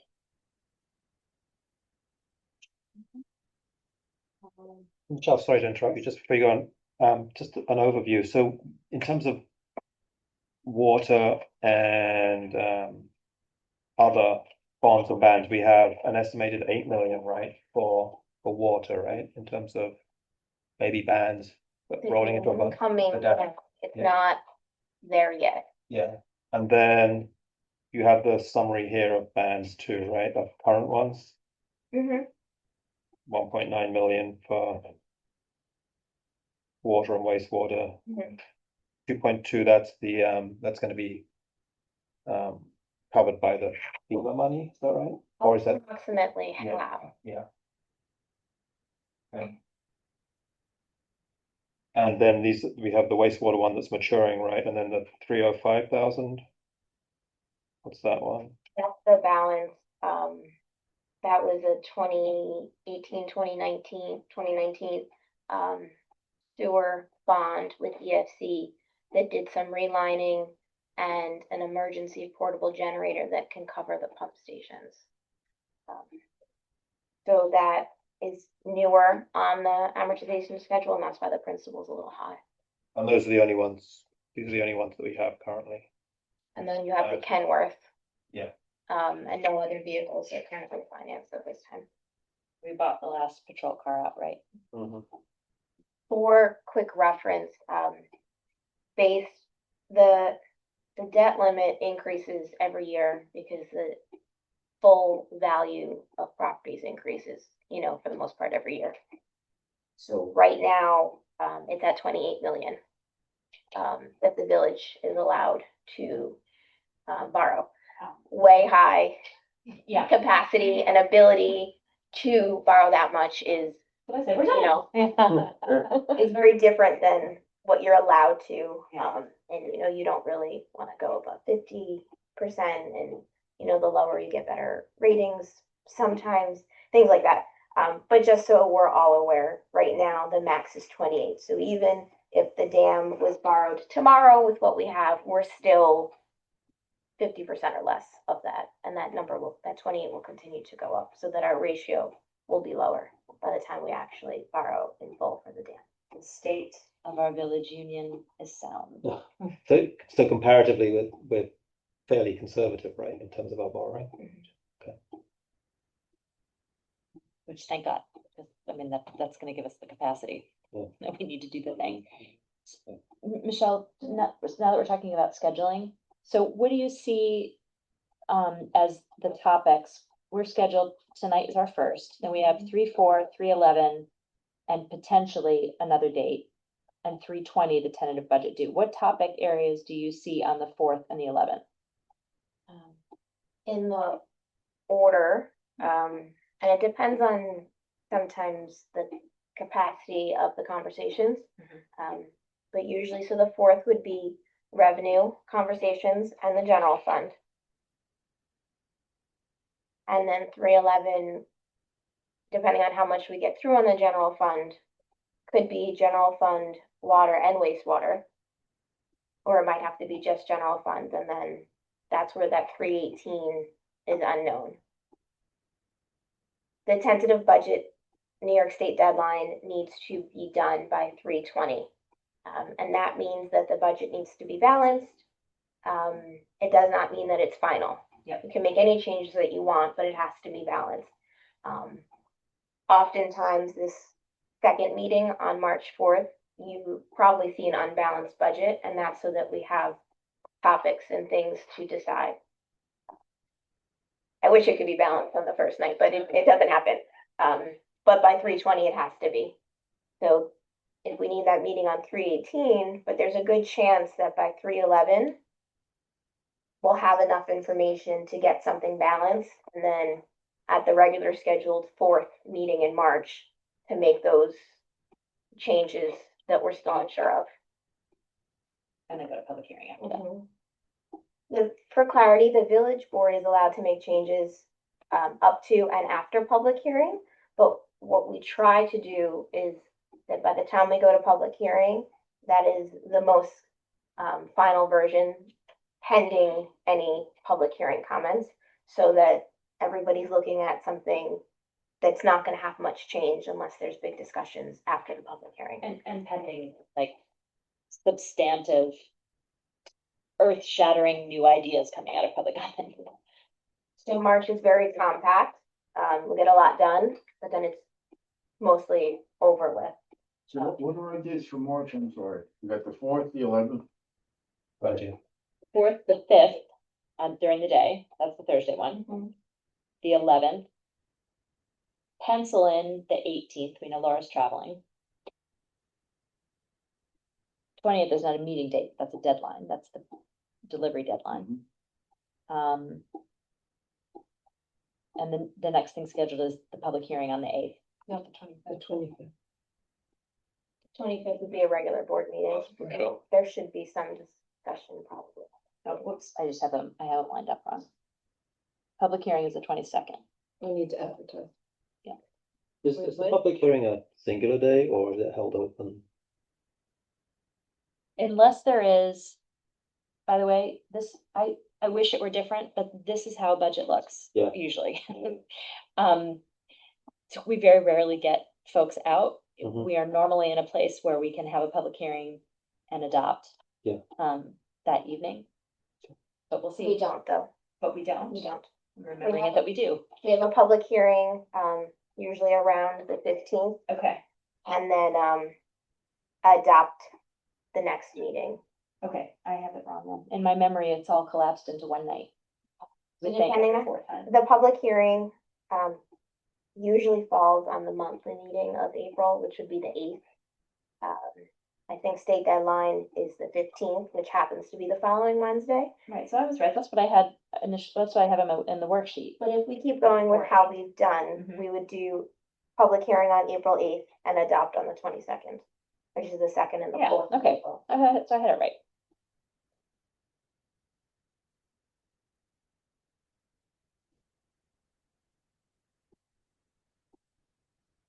Okay, what else? So the last topic, is big capital improvements, which also encompasses paving. CHIPS is, when I refer to CHIPS, I use it, CHIPS, Pave New York, EWR, POP, it's all New York State DOT funding sources for paving. Little nuances on what's eligible under each, but for the sake of discussion, CHIPS is all four of these.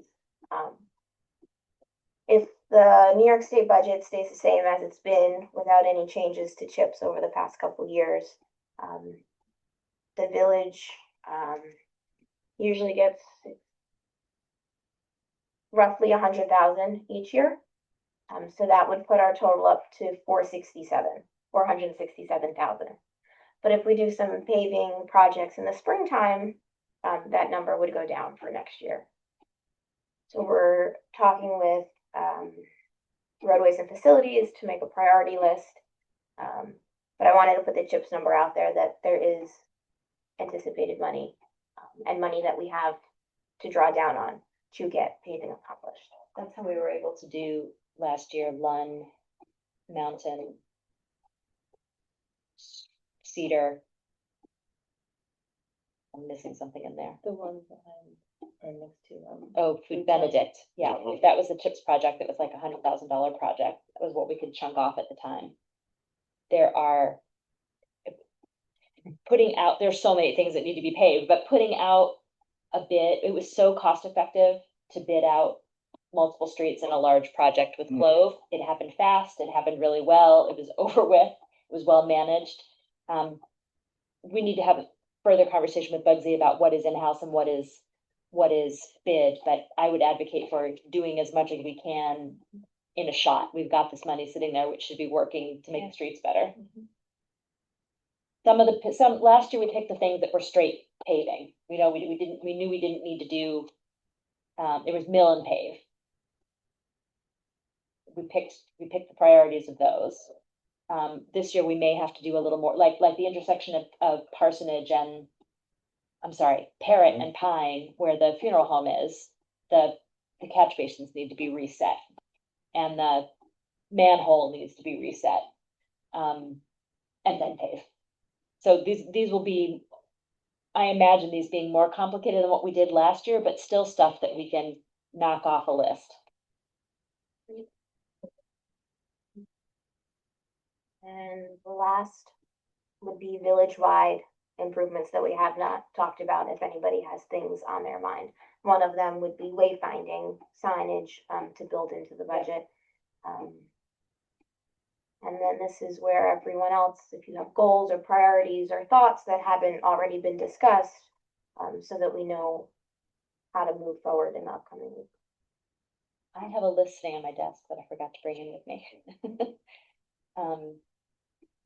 a small item that I would like to see happen, just because it causes much teeth gnashing unnecessarily, is hiring a landscape company to mulch the tree beds along Main Street at the beginning, mulch them well, weed them and mulch them at the beginning of the year.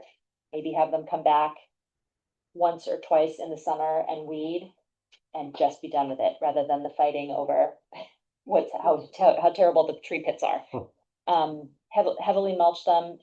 There is a group that is willing to take on planting over time, but we need to do it thoughtfully. Some of the tree beds the roots are all very close to the surface, and they can't, like, we need to make a map, right? They need to make a map and a plan for the tree beds getting to a vegetative plan. But for now, they look like crap all summer. Well, they're also, and we discussed, when I was on the tree board, we discussed this. They're not uniform, number one, not that they gotta be perfect, but one guy will have dopey dwarfs and another one will have rocks and this one will have, whatever hanging out, it's seeing all these things is like, I think that's one of the fun parts of Main Street as well. there's no consistency, What's wrong with dopey dwarfs? Oh, okay. That's good. The point, If they're made out of stone, it's okay, but the plastic ones, I don't know. But So resin, you're bringing out something that's very important about Main Street that people don't realize. In the same way that we are responsible for the tree lawns in front of our houses, if we have tree lawns, right? We mow them, we plant them. The property owner is, in theory, in the way it's been done traditionally in the village, required to take care of the tree pit. And some get really excited about it with whatever objet they find appropriate. Others can't be bothered, and that's what's overgrown. My personal opinion is that we should be done with it. I mean, respect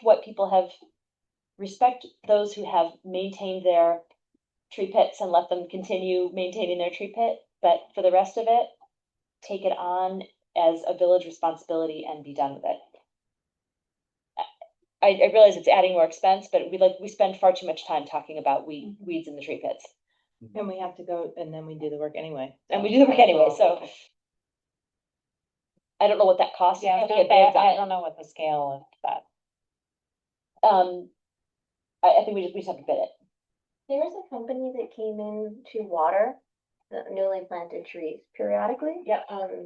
So I wonder if that's that company that may Yeah, be interested. that's what I'm talking about, is putting it out to companies like that and saying, well, if for a season of heavy spring cleanup, heavy mulch, midsummer weeding, fall weeding, remulching as needed. I don't know. That would be like the scope of what I'm thinking of. I do have actually other ideas that are substantive, but that one should come out right away.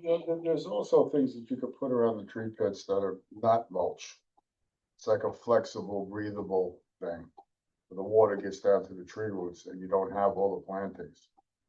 But one of the problems with the mulch is that we get a big rain, it all ends up down the bottom of Main Street, it clogs up that one catch basin. Joe Bugsy could give you more on that. The other hard thing with it is, if you go to do something in a tree pit, some of the residents or businesses take it very personal. Well, that's what I'm saying. Leave the ones that have been adopted and are well cared for, but for the ones that are abandoned, we take them on. There was one a couple of years ago, it was just boulders like this all over the place, and they kept rolling into the street. So we were doing some work down on one of the pits. I said, I'm just gonna get rid of all the rocks. Throw them back in the truck, get rid of them. And they started coming back, like they grew there, one at a time, they were coming out. This is because we have not had a consistent policy about tree pits, and I think we need a consistent policy about. Yeah, I'm all about that. And there's the policy question of what and whom, and then there's the reality of this spring.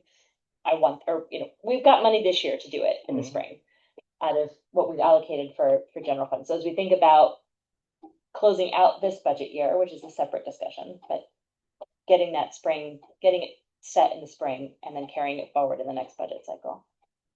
Can I email my other stuff's on my desk? Can I email that to everybody so that we don't spend hours and hours tonight going through a list? It will have to be part of the public record. Do you wanna grab them? Yeah, I mean, I can. And then pick it, let's go. Yeah. The last topic. Okay. Not the first. And some of it may be year end rather than next year. Do we have like a village hall improvements, we have a deadline when we have to spend the authority? I don't know off the top of my head what that date would be. How can that money be used?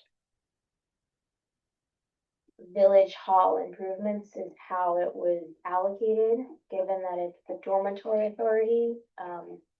It is some type of building improvements. But does it have to be any specific? I mean, I would like, not to interject into board, but as a department head, as the clerk's office, we're the head of records management, we're the records officers of the municipality.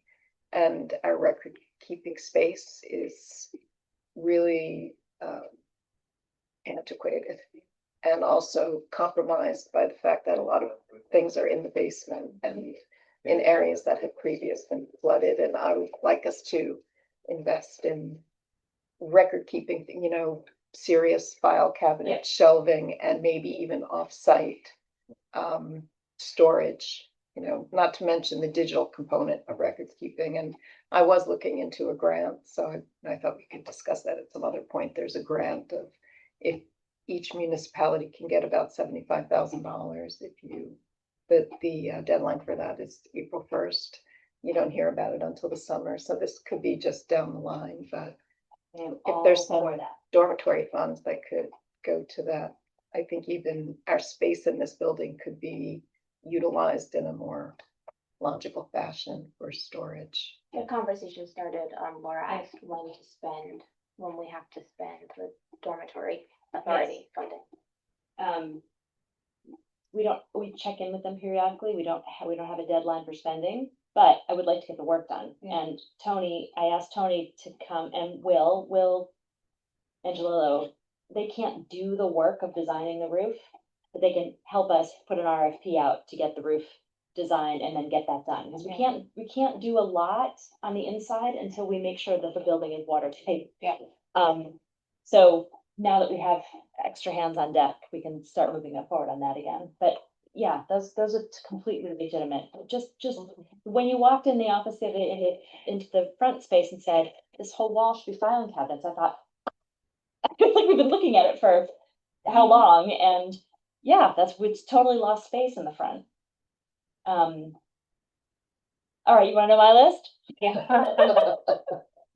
We talked about one already, wayfinding signs and parking signs, and Alex working on numbers and worked. Yeah. No, I'm saying he is. I'm confirming. We talked to them. Yeah. We, depending on what the numbers are, we could apply for a grant. I feel like. Remember, we've also got the parking waivers that we in the resolution, it specifically calls out use for pedestrian parking and pedestrian. I'm hoping that the cost is small. If it's big, I think the Hudson Valley Greenway would be a great work. I just don't want to apply for a grant if we don't. I think the greenway would be so well suited for LWRP. It is absolutely. And you can only have one greenway open at any given time. Yeah.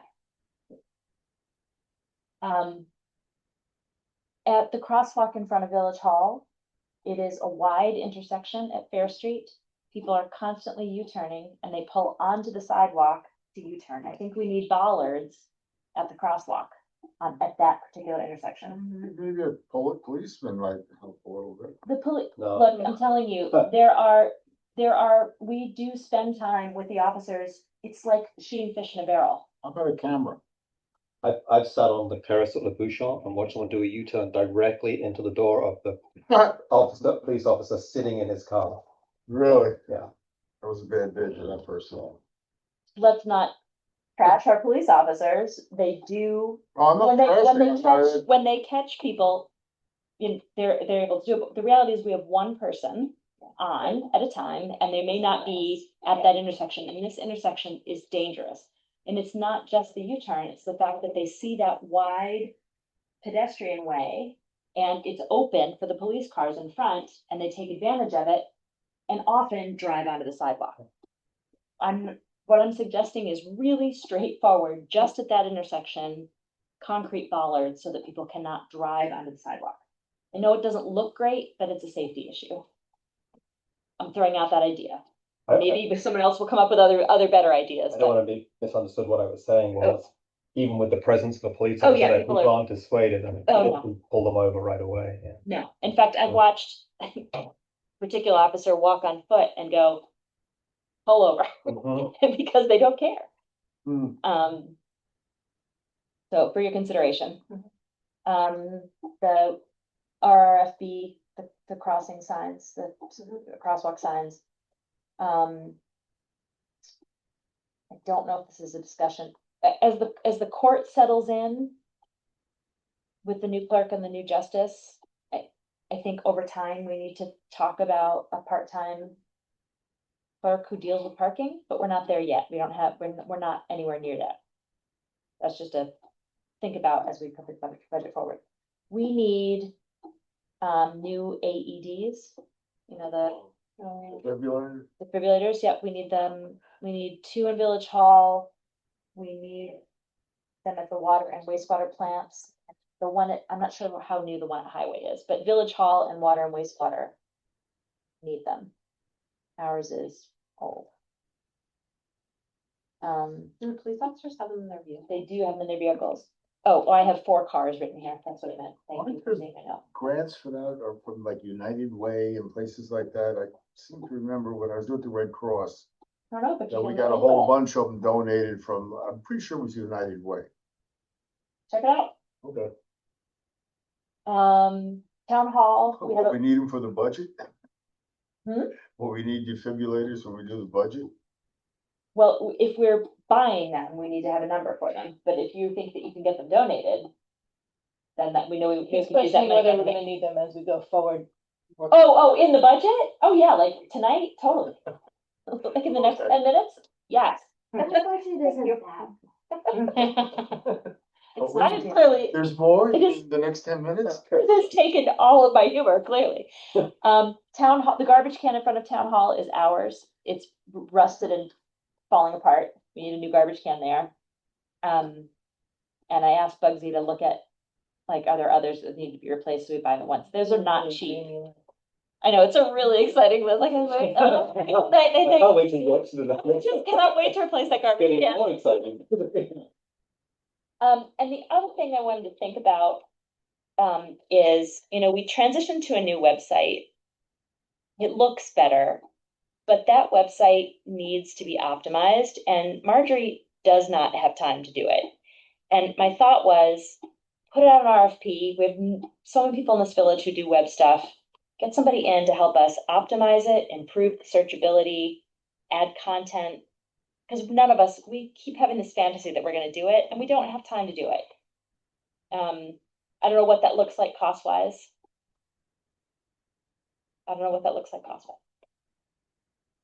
We'll figure it out. Thoughts on that? Good idea. Wonderful idea. It's just too hard. It's too hard to get information from our website. Yeah. That's it. That's the end of my super list. Anybody else? I have a couple. I don't think it would. Laura always has some. I don't think it could compete with your list. Yeah.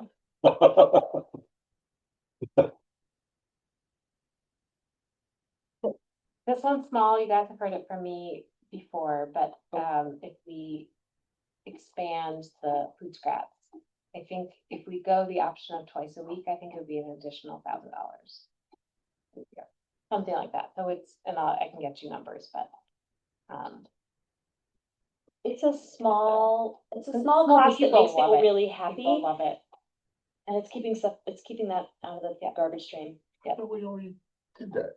yeah, but We discussed expanding it. We haven't taken action. Oh, yeah. do it. It doesn't work. Which way? Sorry. Yeah, well, you did reach out to the property owner. Yep, I reached out to a neighbor, and their preference would be twice a week. which would be an added cost when expanding the size of it. The nice thing about that, also, especially if they don't make us sign like a year contract, we just try it for a few months. There's no build out, and so we could see, Just See same if number that of works. bids, just more frequent. yeah, twice a week. We haven't, the vendor doesn't know what the 2 days would be, so we still have to hear about that and get a sense of if it's viable. But just as like a potential line item. And then also people aren't having to put stuff in their freezer for a week. Yeah, Take yeah, it. It gives residents more flexibility. They can go twice a week.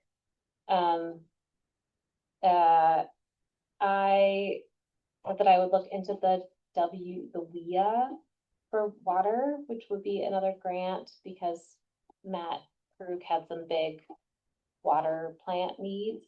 And we felt like the grant could be a good one. I didn't look yet at, like what the cost share is. Can you remind me what WIA is? It's through EFC, Environmental Facilities Corporation, and it's the Water Infrastructure and Improvement Act, something like that. And I think it will likely come out this fall. I think, or that's what I did last time. When we hear back from EFC, Michelle and I are gonna meet with them and try to learn more about it. I don't know if it's at this year or a future year. And this might be another one of those, if it's through EFC where it needs to be on the IUP. Yeah, so maybe it's a Which will couple be years to May. get project listed. But to get on the IUP is one or two pages from the engineer, like a conceptualized idea. Most specifically, although there's a lot that would like to be done, Matt has brought up with the ARPA funding, think about this, we're doing one filter Mhm. at the water plant. And the Two, are we doing two? one. Oh, right, because they came back Making so that much more so expensive. expensive. We wanted to do two, thinking, with 200,000 from the county, 200,000 for us. But when the RFPs went out, which had to do twice, very hard, difficult. Construction itself for one filter is about 400,000. That excludes engineering. And there are two other filters at that plant that need to be done. So a WIA grant, and hopefully in conjunction with the revolving fund, so that EFC does the bonding, and then we don't have the bonding cost as high as doing it privately. The dam is not part of that yet. So that's just two more items that are over $800,000 if we're using, closer to 900. If we're using the example of what's going on right now in the water plant. And So that's why we were like, oh my gosh, that's so much money to fit into the budget, maybe we get a grant. And felt like the water plant was a good candidate. Excellent. East Belvedere, bringing East Belvedere online with a water main. I don't know if that's, we need to figure out the timing on it, but the structure is up. They're working on finishing the structure. It's gonna be ready for a water line in the spring. This is what, bringing the whole street on where it has no main, it has a main all the way at the end. So the attorney and the engineer are looking at the agreements that we need to secure. By the way, I did reach out to all of the neighbors. There was only one person who wasn't thrilled and had concerns. But he was thrilled by the end. The question was, I just built this new house and I just put in a new line. Do I have to pay? No, we're not gonna make you tear out your new line to put in a new line. But otherwise, people seem very excited to have this over with. So getting the main in and getting connections, figuring out the agreements we need to have with each of the property owners and getting it engineered. If it's our property, why do we need permission from the homeowners? Well, because we're putting in the main, while you've got the street open, you want to connect everybody to the main at the same time. So that you're not tearing the street apart over and over again. So the village would pay for the main. We'd pay what I think the proposal will be, and we need to work with the attorney on this, is that the village does all of the work, contracts all of the work for the main and each of the house connections.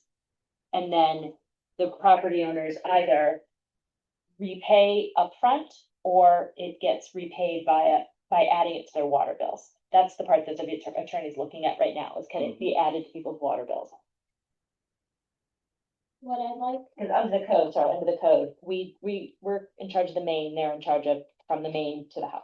Correct. Carrie, go ahead. the water main would typically be in the water fund. But there's a lot of paving and excavate, well, maybe not paving, but excavation and putting the street back. I wonder if some of this can be like a general fund balance project, since we don't have the deadlines for. I think that would be the simplest, but it, just need to make sure everybody's okay with it. We have to get the numbers from, the updated numbers from Will. I had him do an initial estimate when we were negotiating with the property owner.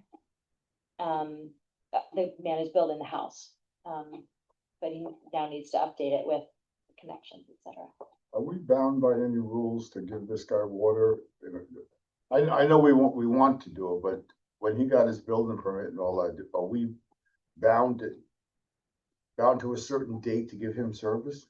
Not by a certain date, but It would cause him great discomfort if we didn't do it. I understand. I Yeah. was just wondering if we had a deadline that we have to work with. no. But I think we don't want to keep him from, No, it would absolutely be a not. bad idea to keep him from being able to sell the property. Mhm. Yeah. If we have, if when we get the numbers back, we have the money to do it out of a general fund, I would advocate for getting it over with that way. Fund balance, I mean, in fund either the balance. general fund or the water fund. We'll have, We'd have to transfer. updated, the general fund has more fund balance, but the water fund still has some. It hasn't been growing, but it's still there. And with the audit presentation next week, you'll have finalized numbers in the funds of what the fund balance is. Okay. I don't know if we can use the general fund balance for a water project. Usually you can't cross funds, I but because misunderstood what you said. it's a capital improvement, and because the general fund, I'd like to explore it, but Yeah. either way, it may be a good candidate for fund balance from one of the two funds or combination thereof. The initial estimate was about $85,000. And don't we have to do drainage and everything on that street to So- raise the stuff? So, it's a pre-existing road, so we don't have to bring it. There was a fallacy for a time that was advocated that we couldn't do it because we'd have to add sidewalks and curbs and all of that. We don't, it's a pre-existing nonconformity. But we do want to do stormwater there. Stormwater management is desperately needed there because it's the base of Bull Hill. Mhm. So it is, that's a bigger project, designing the stormwater and constructing the stormwater infrastructure. So Will's proposal, the engineer's proposal was year one, put in the water main, get everybody connected, grade the road, gravel it. Design, get it on the whatever list we need to get it on for project lists. Design the engineering and then come back to pave and put in the storm system. So when they're putting in the new water and sewer, they'll take into consideration that there's gonna have to be drainage pipes put Yes, in as well. right. So we're not taking up the water we just put in to put in drainage and catch basins and things like that. Correct. Okay. To clarify, storm drains would not be part of an IUP.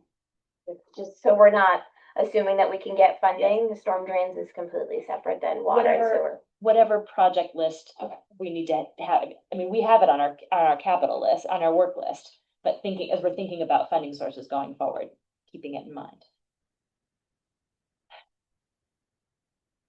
So Go ahead. before that was a private street, so the properties ran into the middle of the street. It was not consistent, which has been part of the problem. Some of the properties surveys went to the middle of the street, some only went to the edge of the street. So the property line is all over the place on that street. There was a process of, back in the 40s, when Grandview was brought online as a village street, when Grandview was developed, the two sides of 90 were the same developers. Grandview got finished first. And what was dedicated to the village. The intention was that the three little streets on the other side would be dedicated to the village after completion. The developer died. Mm-hmm. The plan fell apart. There was supposed to be a third road at the back, like Grandview, so it would be a loop. So those streets wouldn't be dead ends. Oh. It never got finished. The village sold the properties at the ends and put houses there. We ended up with 3 dead end streets, and they didn't get dedicated to the village. But it have been, quote unquote, private streets. Belvedere in particular has a very murky public record over who it maintains, who owns and maintains. And it's messy enough that the village stands on weak ground saying it's a private road because we have maintained it, we've cleared garbage, we've put in a sewer line, we provide water. So the attorney's advice was clean this up, have it over with, declare it a public road by use, and then proceed getting the water line where the water and stormwater where it needs to be. We have been vulnerable there because of the flooding issues. Mm-hmm. Because there is no way right now, it's all surface fed storm drainage. And just to be clear, that's already happened. It's already been declared a public. Yes, it has road. already been declared a public Right. road, which enables us to do this work. Thank you. Okay. My brain is dripping out of my ear. I don't know about anything else. We're at 9:12.